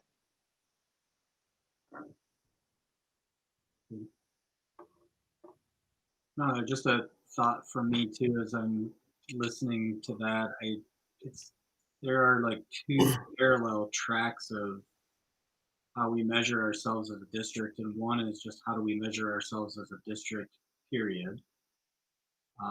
And I see a lot of that in the college and career academy data that we're collecting, right? Because we say, and I love the way that the college and career academies breaks it down and says, look, if our graduation rate is here and our district is currently a D, but we can get it to here, that's in the C level. If we can get it to here, that's in the B level. And we do that with a few data points, I believe.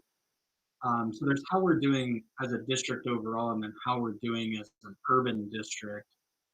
And it's hard to escape the realities of, demography and where we are socioeconomically or whatever that the case may be, because we are an urban district, and so necessarily our demographics are a little bit different. But keeping our eye on both of those sort of parallel tracks of achievement for the district. One is just how we're doing overall, regardless of whether we're looking at urban or rural or suburban. And then the other being, but how do we compare to our cohorts in the sort of urban district context?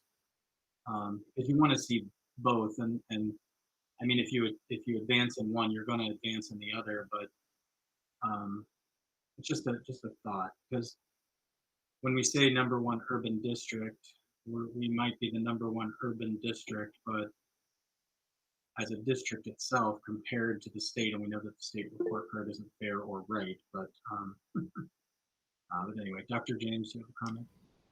Yes, I think sometimes we fall prey to the structures that have been imposed upon us. I keep hearing urban, suburban, rural.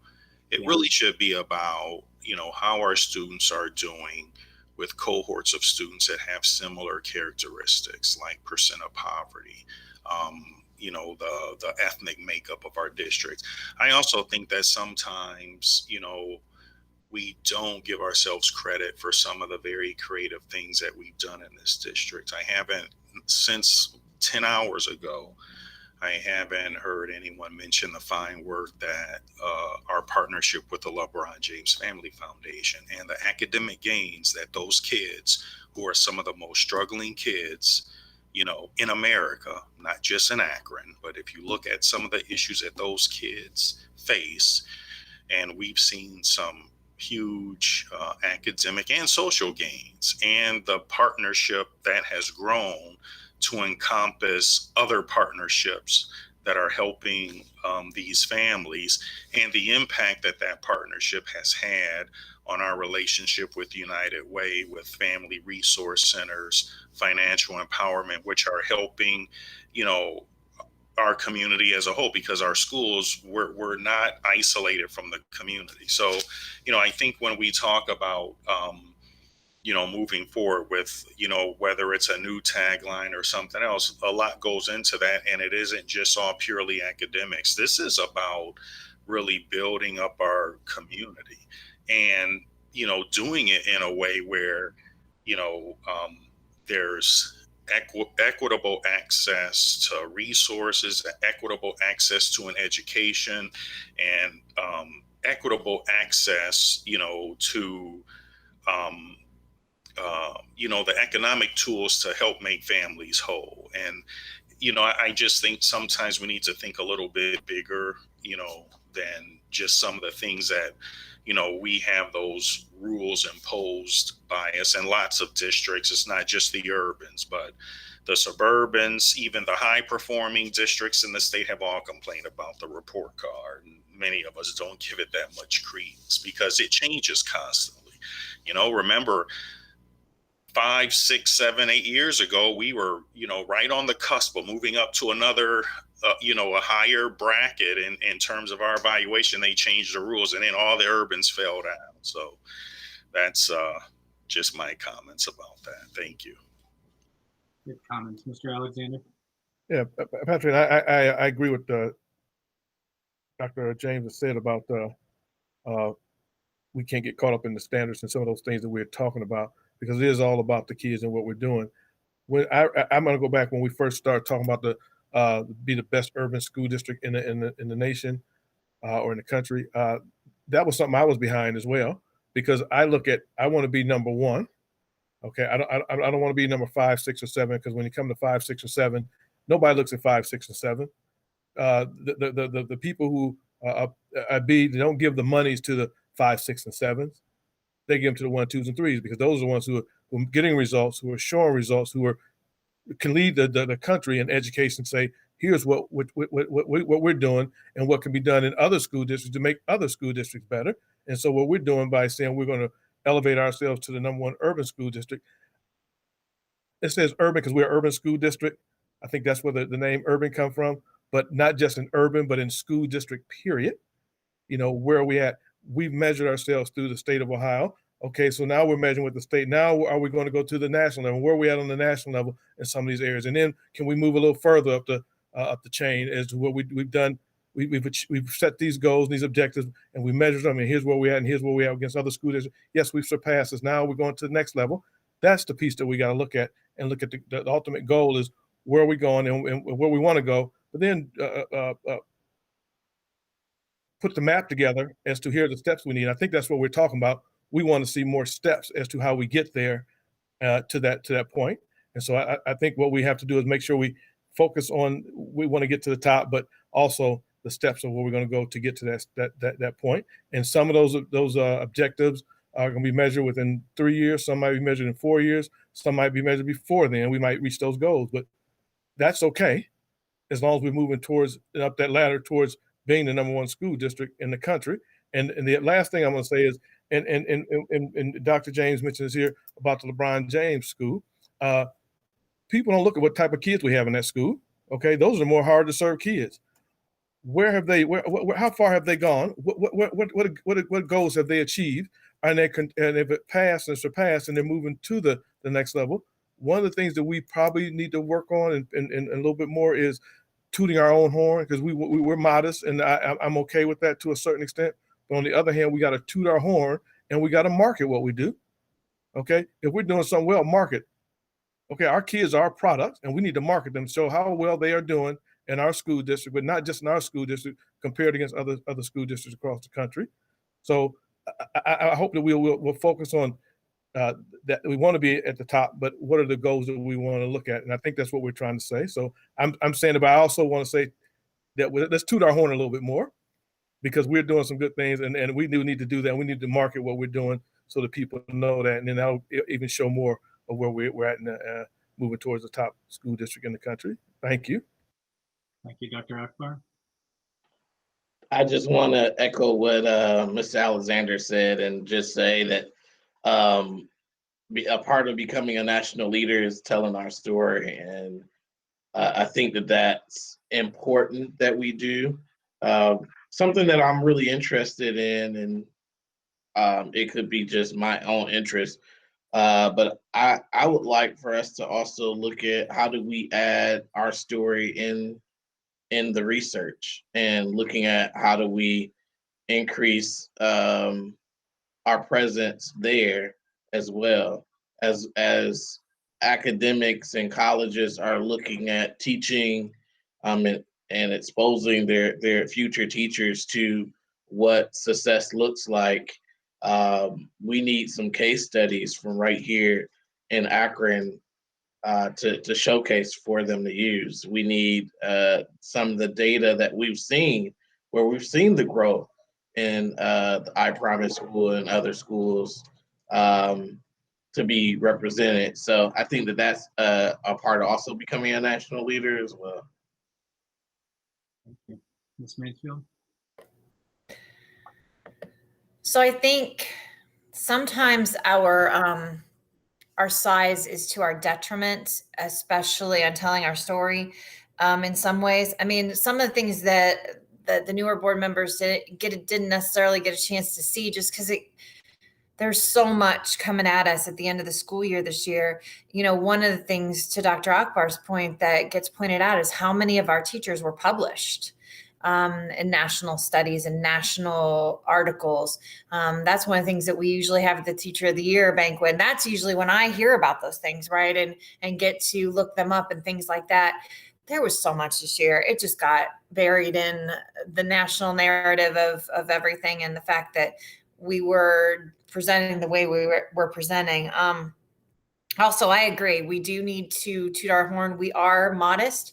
That means sometimes as board members, we need to jump in and fill out those forms when OSBA sends us something that says nominate somebody for such and such, or send a program. We need to suggest it. We need to fill it out ourselves. We need to do that. You know who does that really well, and I complain about him all the time, is Toledo. Toledo does a great job, and we go neck and neck with Toledo, and yet they make themselves sound like they are the bee's knees, man. They just are really great at putting their board members out there. I know they have 2 board members that serve on as OSBA trustees who've been there quite a few years, and that does help, right? They've got that double nomination. I think it would be great if we not only get to keep our voice that we already have as trustees down there, but also if someone, maybe one of the board members who hasn't been down there, decides to ask to be placed so that we can get 2 people. If Toledo can have 2 people on there, then why are we pushing for 2 people on OSBA? It just helps us get that story out at the state level as well. So I would recommend as those things come in, I'm as bad as the next person. Other than nominating when we nominated Reverend Walker, we haven't done that as much as we should. I think David should be nominated. I think Ryan should be nominated for this year's, I'm sure it's probably too late for this year's awards, but things have just gotten so buried in trying to do the work that is, has been so crucial this year that some of those things have been pushed to the wayside. Maybe this isn't the great year to be recognized because it's going to be a virtual ceremony. I don't know. But just as those things are coming through, it's easy. We get so many communications from OSBA and from the state. It's easy to delete those after a while. There's too many. There's just too many. But some of those have things that we could do to help us toot our own horn. We were set to speak at the NSBA, the national conference about I Promise. It was going to be my first national conference to speak at. I was thrilled. We were set to speak. We put in to speak for OSBA about it. And it didn't get pulled apparently because I haven't heard anything back from Mark Bobo, but I need to reach out to him again. Signing up to do those things, we can do that. If you have a staff member you can encourage them. So encouraging somebody who you see is doing a fantastic program, trying to get them to jump into that national spotlight. That's how we tell our stories, letting the people who do the actual boots on the ground's work tell the story. Great, thank you. Anything else on this topic? Ms. Autry. Thank you. So I hate to be the negative Nelly here. That's not my intention. And while I concur with everything that has been said, one of the valuable characteristics of a good, strong leadership is acknowledging your challenges and your areas for improvement. So I think this district does a great job, actually, of tooting its horn, and we can always do better. But just over the years, and I'm a parent of an 18-year-old and a 28-year-old. So I've been up front and center, of being a witness to our various accomplishments, and the I Promise School certainly being one of them, and probably the one that has launched us to that national stage. So I just wanted to acknowledge that, and also acknowledge that that population of students exists probably in all of our schools, but they're just in 3rd through 12th grade now. So not all of them have had that opportunity of the resources that are offered. I would love to see each school be able to have a LeBron James, but the reality is that that's not true. But how can we piece a LeBron James together? Everything that foundation brings, maybe for other schools that consist of 5 different teams who provide those same things. So I just wanted to mention that. And again, it's not a criticism. It's an honest reality. And, if we're going to be leaders in the educational industry on a national stage, we have to show where our challenges have been and, where we have made those improvements. And that we're willing to acknowledge them. I love that you bring that up, Diana. That's an excellent point. We shouldn't lose sight of being able to stand up and recognize where we've fallen short. So thank you for that. Those are worthwhile comments for sure. What I would recommend from this point, and I have lots of notes here, and I'm sure Dr. Akbar does too. If you guys have any additional notes that you'd like to send us, send those to me and Dr. Akbar. We'll be meeting and following up on this conversation, probably not this afternoon or tomorrow. I'd like to finish some work here at home.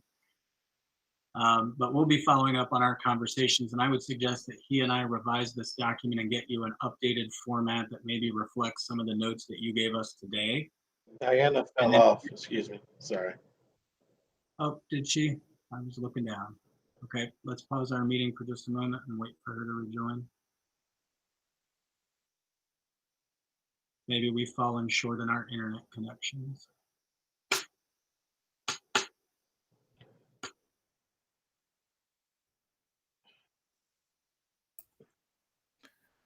We could have reached our time limit or I something. think I just Okay.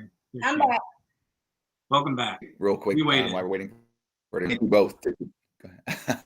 No, I just wanted to say thank you to Dr. Akbar and Mr. Bravo for taking the initiative and getting us started on all this. It is very much appreciated. Thank you both. Thank you. Thank So you. we'll revise this document. We'll get it back to you, and we'll also come up with a strategy to get some of the details behind the metrics, so that whether that goes to specific committees to work with staff. We definitely don't want to do it in isolation, so we'll work with everyone to try and get that done. With that, if everyone's okay, because we only have about 25 minutes left, I'd like to pivot now to levy and finance discussion. And then I'd like to reserve just about 5 minutes or so at the end of the conversation for an additional topic. So Mr. Pendleton, we've talked about a lot about the need for a levy, and we know the need is there. We've talked about the fact that we are going to have to go next year.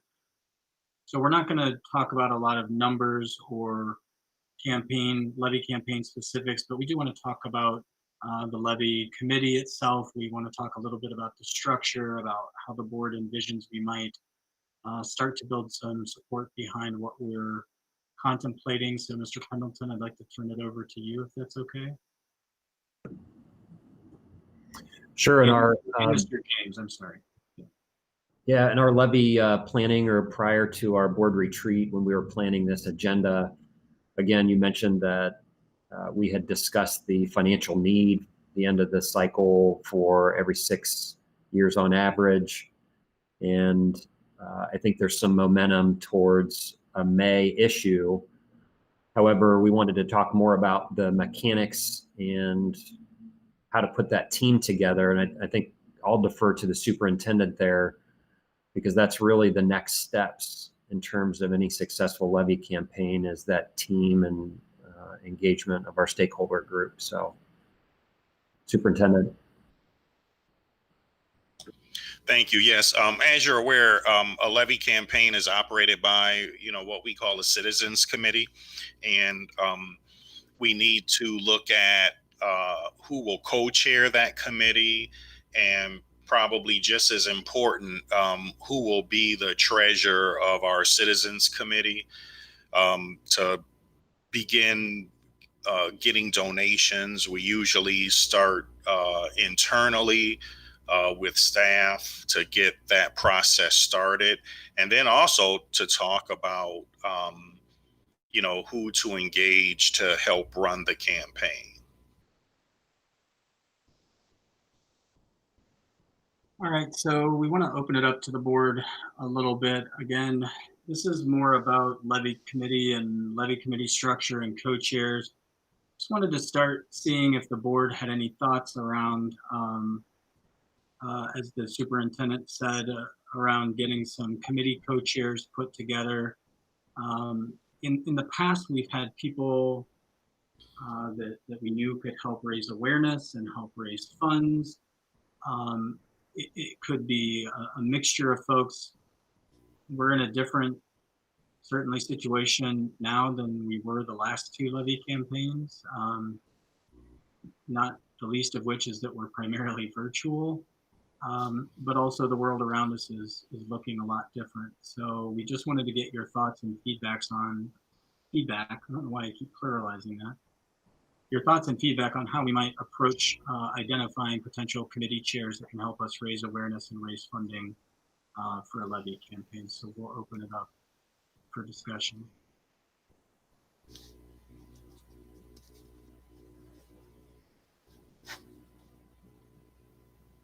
Well, I'll jump in. I'll jump in. Dr. Holland, I Dr. Holland and Ms. Mansfield. I guess I would start with asking a question, Mr. Bravo. I mean, historically, who have been the kinds and types of individuals that we've leaned on in the past to chair some of these committees? I guess would be much of my opening reply. Well, let's go back a little bit further than only the 2 campaigns I've been involved in. So I'll defer to Dr. James to maybe talk about the types of folks we've asked before. In the past, I believe we've had board presidents serve as co-chair. Usually we would have active involvement from the city. Further back in the past, we've had some business leaders, maybe it might have been someone from the chamber, might have been an honorary co-chair.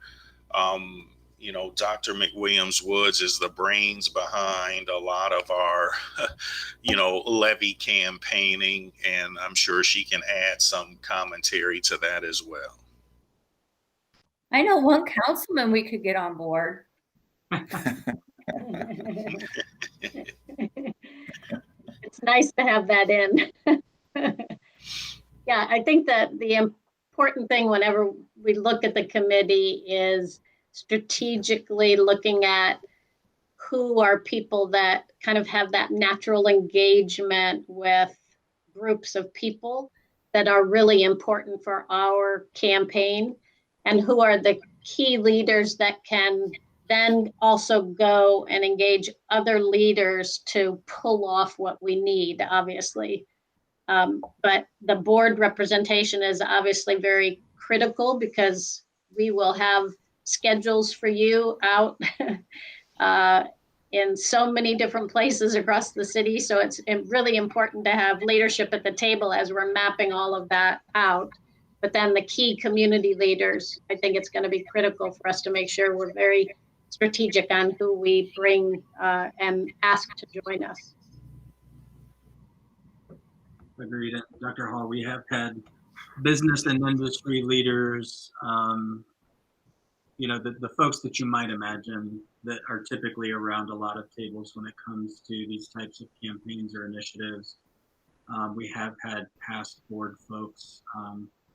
So in this case, and I'm just throwing this as an example, if as one of the co-chairs we wanted to invite someone like Reverend Dr. Walker, or we wanted to invite someone from Children's, or we wanted to invite someone from, whomever.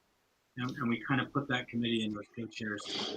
And again, as Dr. McWilliams-Woods pointed out, the board should be thinking about at least the types of folks that can engage other leaders, as Dr. McWilliams-Woods says, that maybe can also bring some resources to the table. And that doesn't always necessarily just mean money, but it also means ties to the community. It might mean employee volunteer resources or something like that.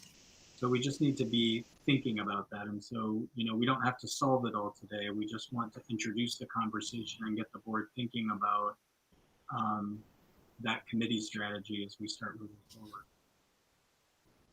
And the other, I think we mentioned this before, the real critical kind of firewall that we have to build, that this is gathering input, and then this is a separate citizens committee, that it's not the district running this campaign.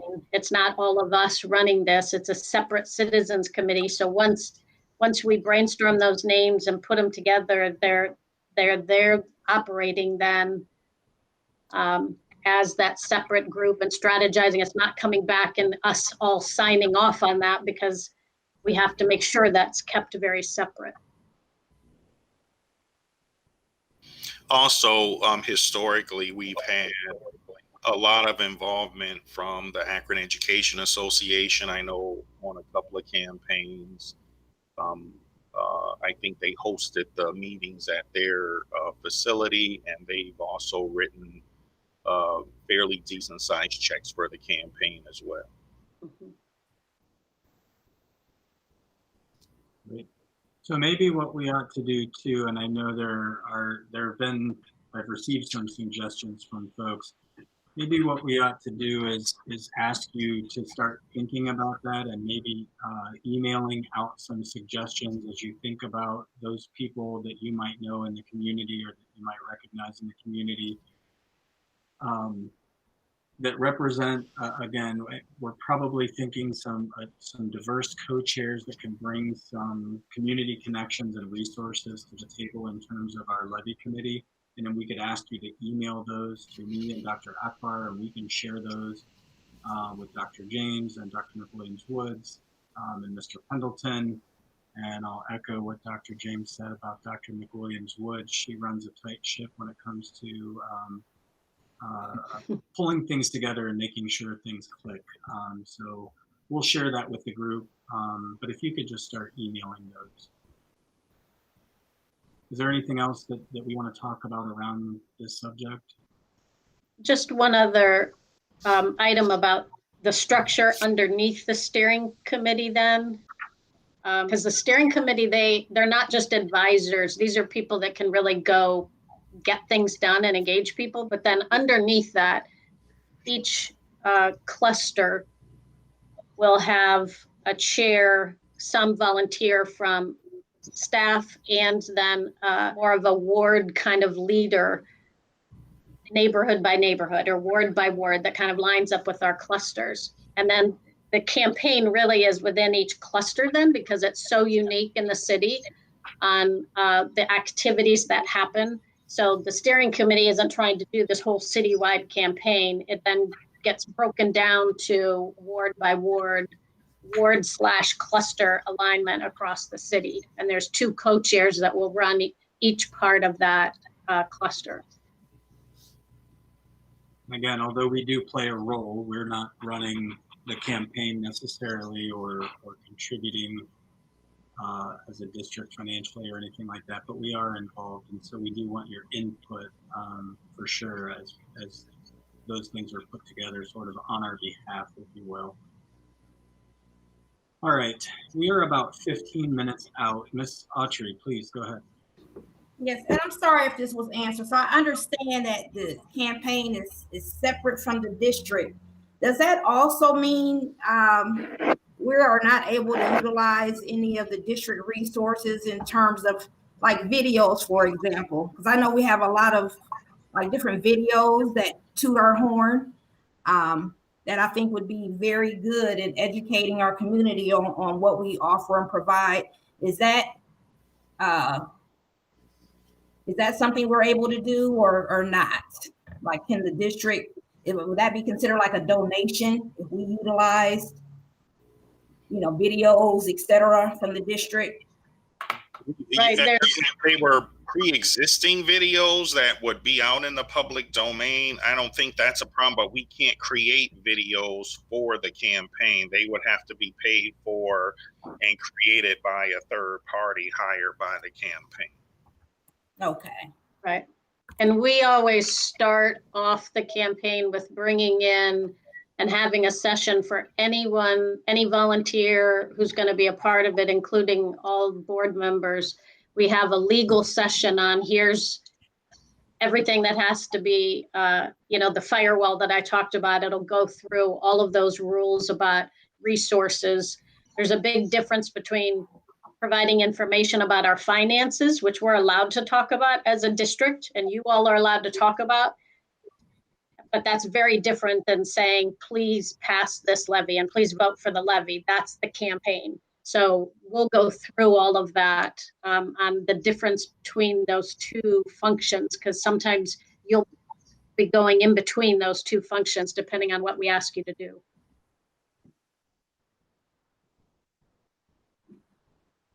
Good, sorry. We have Ms. Mansfield and Dr. Hall. It's fine, Patrick. I'm going to go ahead and just pull my time just because it's pretty much been covered by Dr. McWilliams-Woods and Dr. James. So thank you. Thank you. Dr. Hall? Yeah, I just was going to say something very, very similar that that we have more time. I need a little bit more, tutoring, if you will, on sort of what our role will be as we move forward, because I definitely think that we all have a very large obligation to be involved and to be supporting it. And just to make sure that we're doing it in a way that's appropriate. Happy to help out in ways that are outside the box ways as well. So I don't want us to be constrained to, well, board members have historically only done X, Y, and Z. If we can push this a bit, I like to push it a bit so that way we're all doing everything that we can to help get this levy passed when we put it on the ballot. Thank you. Great, thank you. And I think it's the old adage: be careful what you wish for. I was just taking a lot of notes, what Dr. Hall was just saying about all that he wants to do. My wife may have Right. some words for me, putting myself out there like that. Two. So Remember, there's two now. That's right. Yeah, levy campaign season becomes like a whole other full-time job on top of the 2 full-time jobs you already have. So Roger that. I'm sure we'll all be put to good use once it comes time. Since we only have about 10 minutes left, I think we just kind of want to start wrapping up here.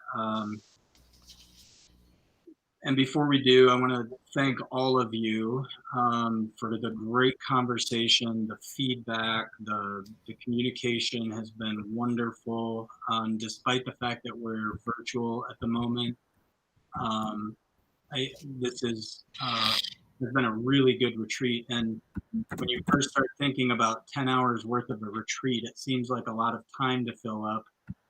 But in fact, we find ourselves having to truncate a lot of conversations because of time.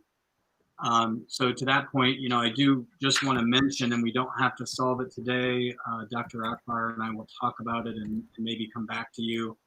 I would like to talk at some point about our next retreat. We've talked in the past, in years past, about, especially when there's been a lot going on and there's been a lot of board engagement, about maybe doing smaller quarterly work sessions rather than trying to force everyone into, large retreats frequently.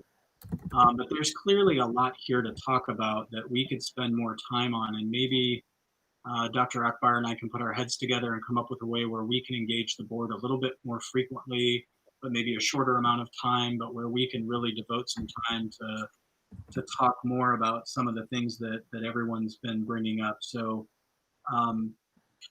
again, and for the public that is tuning in with us, we spent a lot of time talking about reopening plan, vision and strategic planning, diversity, equity, and inclusion, levy and finance.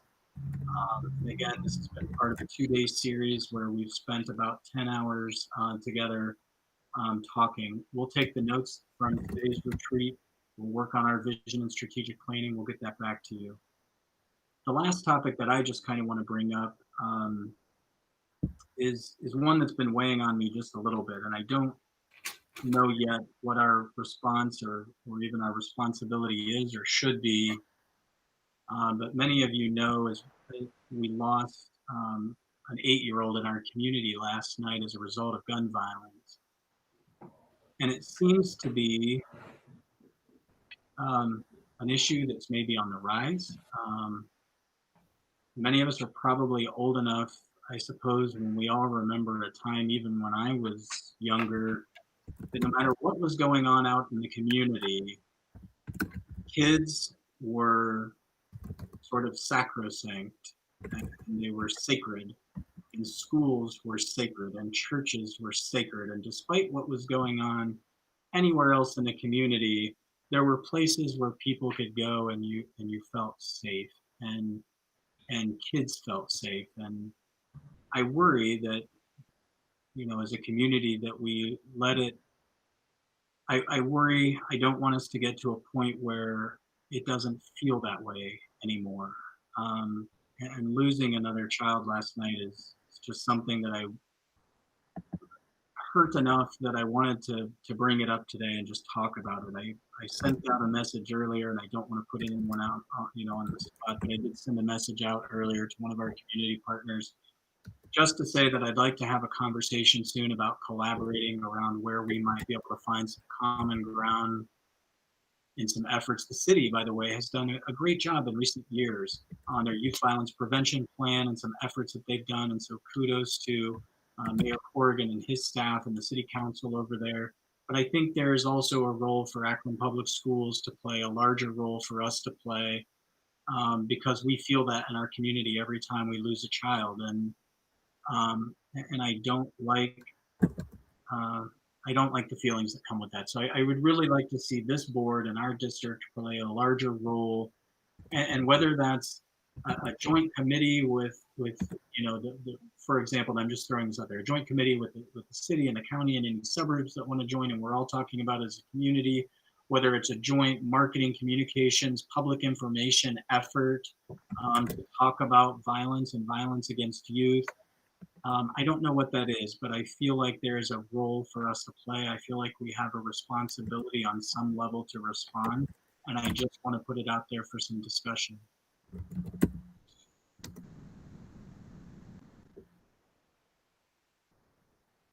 Mr. President. Yes, Mr. Alexander. Yeah, I'd just like to say and encourage all of us who are here in this meeting, as well as those in the public, to encourage all the people that we know to encourage their friends and families and community members to talk to the kids about the violence and trying to stop the violence that's going on with our students, because we can talk about and meet and do a lot of things, but there's got to be some action behind it. But I do think that the more that we get out and we talk to people and talk to others about it and get them to understand the importance that we're losing our kids, fast. And it was always a time you really didn't lose many kids, and maybe a small accident, but now it's gun violence, and the importance of the kids need to understand that guns are not like they see on TV, that you can point it a certain way and it goes off and you can do all these different things. That's not true. They're dangerous, and if you don't know anything about gun safety, then that's an issue. So I'd like for us to encourage all of our friends, relatives, community members, anyone that we know, clubs, organizations, to get the word out, to talk about, gun violence and trying to stop the gun violence between kids in our city. Because if we don't, we're going to continue to lose even more, because the rate that we're going, we're losing a lot as it is. And if it continues to go on, we're going to lose more kids. And that's not really good, because, the old adage that the kids are our future, that's the truth. If we don't have any kids, then we don't have any future. So I want to encourage everybody to do so. Thank you, sir. Thank you, Mr. Alexander. Ms. Mansfield? So I saw the news story this morning before we came on, and then I started getting messages from the teacher who was this young lady's teacher last year, second grade, I believe, teacher last year, and her heart is broken. So, and our hearts are broken. This is just awful. And I don't want, to just quickly try to move on to solutions. I think we also need to mourn with this community. This is a child. And if I never heard the words black on black crime again, it would be too soon. I don't want to hear that. I don't want to hear anything about, I don't care if it was youth violence. I don't care what kind of violence it was. This is a child. And so I've seen some terrible comments online, and I'm just beside myself from it. So I just want to send out our best to not just her family, but her APS family. I'm sure the assistant superintendent and superintendent are all over getting some extra help for our staff as they deal with this as well, because we have hopes and dreams. The teachers have hopes and dreams. The families have hopes and dreams for these kids. And Bruce is absolutely right. This is our future we're talking about here. And, we'll never know what could have happened. And this is too much this summer. And I agree with Patrick. I'm on board with whatever we need to do to be a part of a solution. And we need to mourn. Thank you. Thank you. Dr. Hall?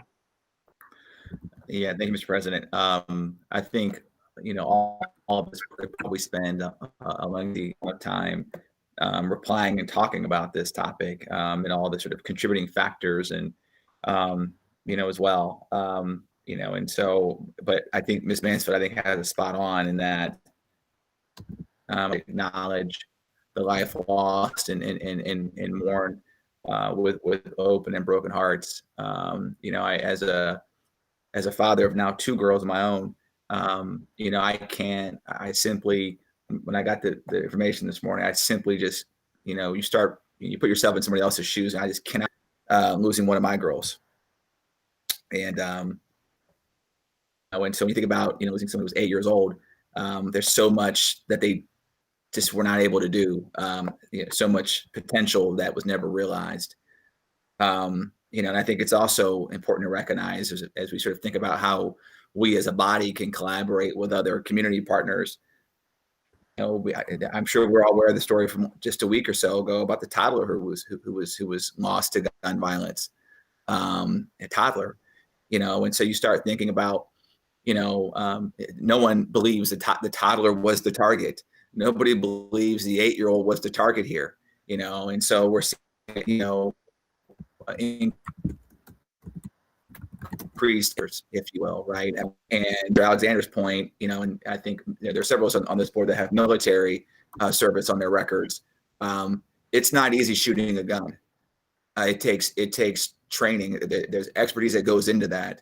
You know, actually, let me say it's not easy to shoot a gun accurately, right? And so, you know, and so, but we've got kids and young people that have guns in their hands that in some ways they think shooting a gun is as easy as Call of Duty, you know, and so there's not responsibility that should go into it, you know, and so I think that as we think about how we collaborate, you know, I think a necessary part of the dialogue has to be continuing to think about how do we remove guns from the hands of folks who just shouldn't have them, and how do we think about those that are allowed to have them? How do we ensure? How do we partner with folks to adequate training to handle those as well? But in these 2 instant cases, these two young people, the 8-year-old and the toddler, again, it's heartbreaking, and I just, my heart breaks for them, and so I just want those families to know that that, you know, again, I have a toddler too, and I can't imagine losing them in that way either. So anyway, so thank you for letting me, and sorry, you know, if I rambled a bit there at the end, but I'm just a little bit overwhelmed emotionally about this. Thank you, Mr. Kitcher. Thank you, President Bravo. How do you fathom the unfathomable, right? And as a mother and a grandmother, my heart is broken for the families, again, who have to bury a child. So my plea, and I don't know the details around how anybody got a gun that killed this child, but I would beg gun owners to please make sure whatever weapons you have in your home are secure, so that an accidental shooting can't happen, or that somebody can get a hold of that gun who shouldn't have it. Thank you.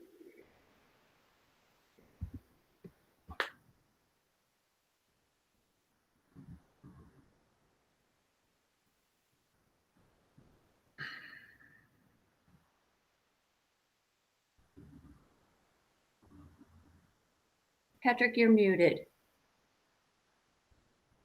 Well, the wisest thing I've ever said, I just said, so it's lost for the ages. I think it's clear that there's at least some consensus that we have some role, we have some responsibility, at a minimum, to be involved in the conversation, at best to be part of the solution. We can't solve everything. We've talked a lot about social determinants of education, social determinants of health, lots of things that influence what's going on in the community that maybe we don't solely have control over. But I think there's some role or responsibility that we play to be involved in the conversation and maybe be a part of that solution moving forward. I'd like to bring some type of recommendation back to the board, and to echo, you know, the sentiments of my colleagues. Our hearts are open and broken for this family and for her extended APS family, and so our thoughts and our prayers are certainly with you. Dr. Akbar, why don't you bring us home and then I'll close this out. Thank you. It's unfortunate that we have to make or are making comments about a young person's life being cut short. I echo Dr. Hall's comment around the specialization that it takes to use a firearm and use it safely and accurately. And more importantly, I think that it just hurts to know that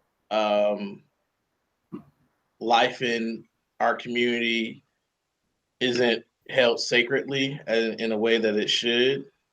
And it's just a reminder of how fragile life can be. And I just hope that everyone on this board, as well as everyone in the community, remembers that we all, all of our lives matter, and we deserve a future. We deserve to be able to live out that future. And so my heart aches for the family and the community and everyone who's impacted by this tragedy. It's not a tragedy that you can isolate to one person or one family.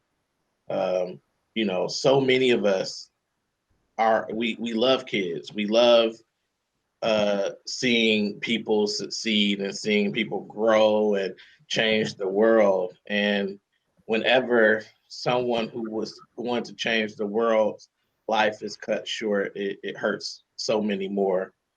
And so thank you for allowing me to say that. And I hope that as a community, we can rally together to relinquish so many guns from hands of individuals who aren't using them with the safest and best intentions. Thank you for that, Dr. Akbar. At this time, we are about 5 minutes over. I apologize for that, but I did want to talk about that topic for just a minute. So thank you for indulging me. Is there any other business to come before this board for this retreat? Hearing and seeing none, again, thank you guys so much for all of the time that you spent. David, Ellen, Ryan, thank you guys for helping to facilitate and for the amazing contributions and presentations. Please thank your staff for us as well. We know it was a lot for them to give up Friday afternoon and a Saturday morning to be with us. We appreciate it. Please let them know that. With that, we'll take a motion to adjourn. So moved. Second. Thank you. We have a motion by Ms. McKittrick, a second by Dr. Hall. All in favor signify by saying aye. Aye. We are adjourned. Thank you, and thank you to the public for watching. Have a great weekend. Everybody enjoy the weekend. Thank you. Have a good weekend. Welcome back, Ellen. Good to see you.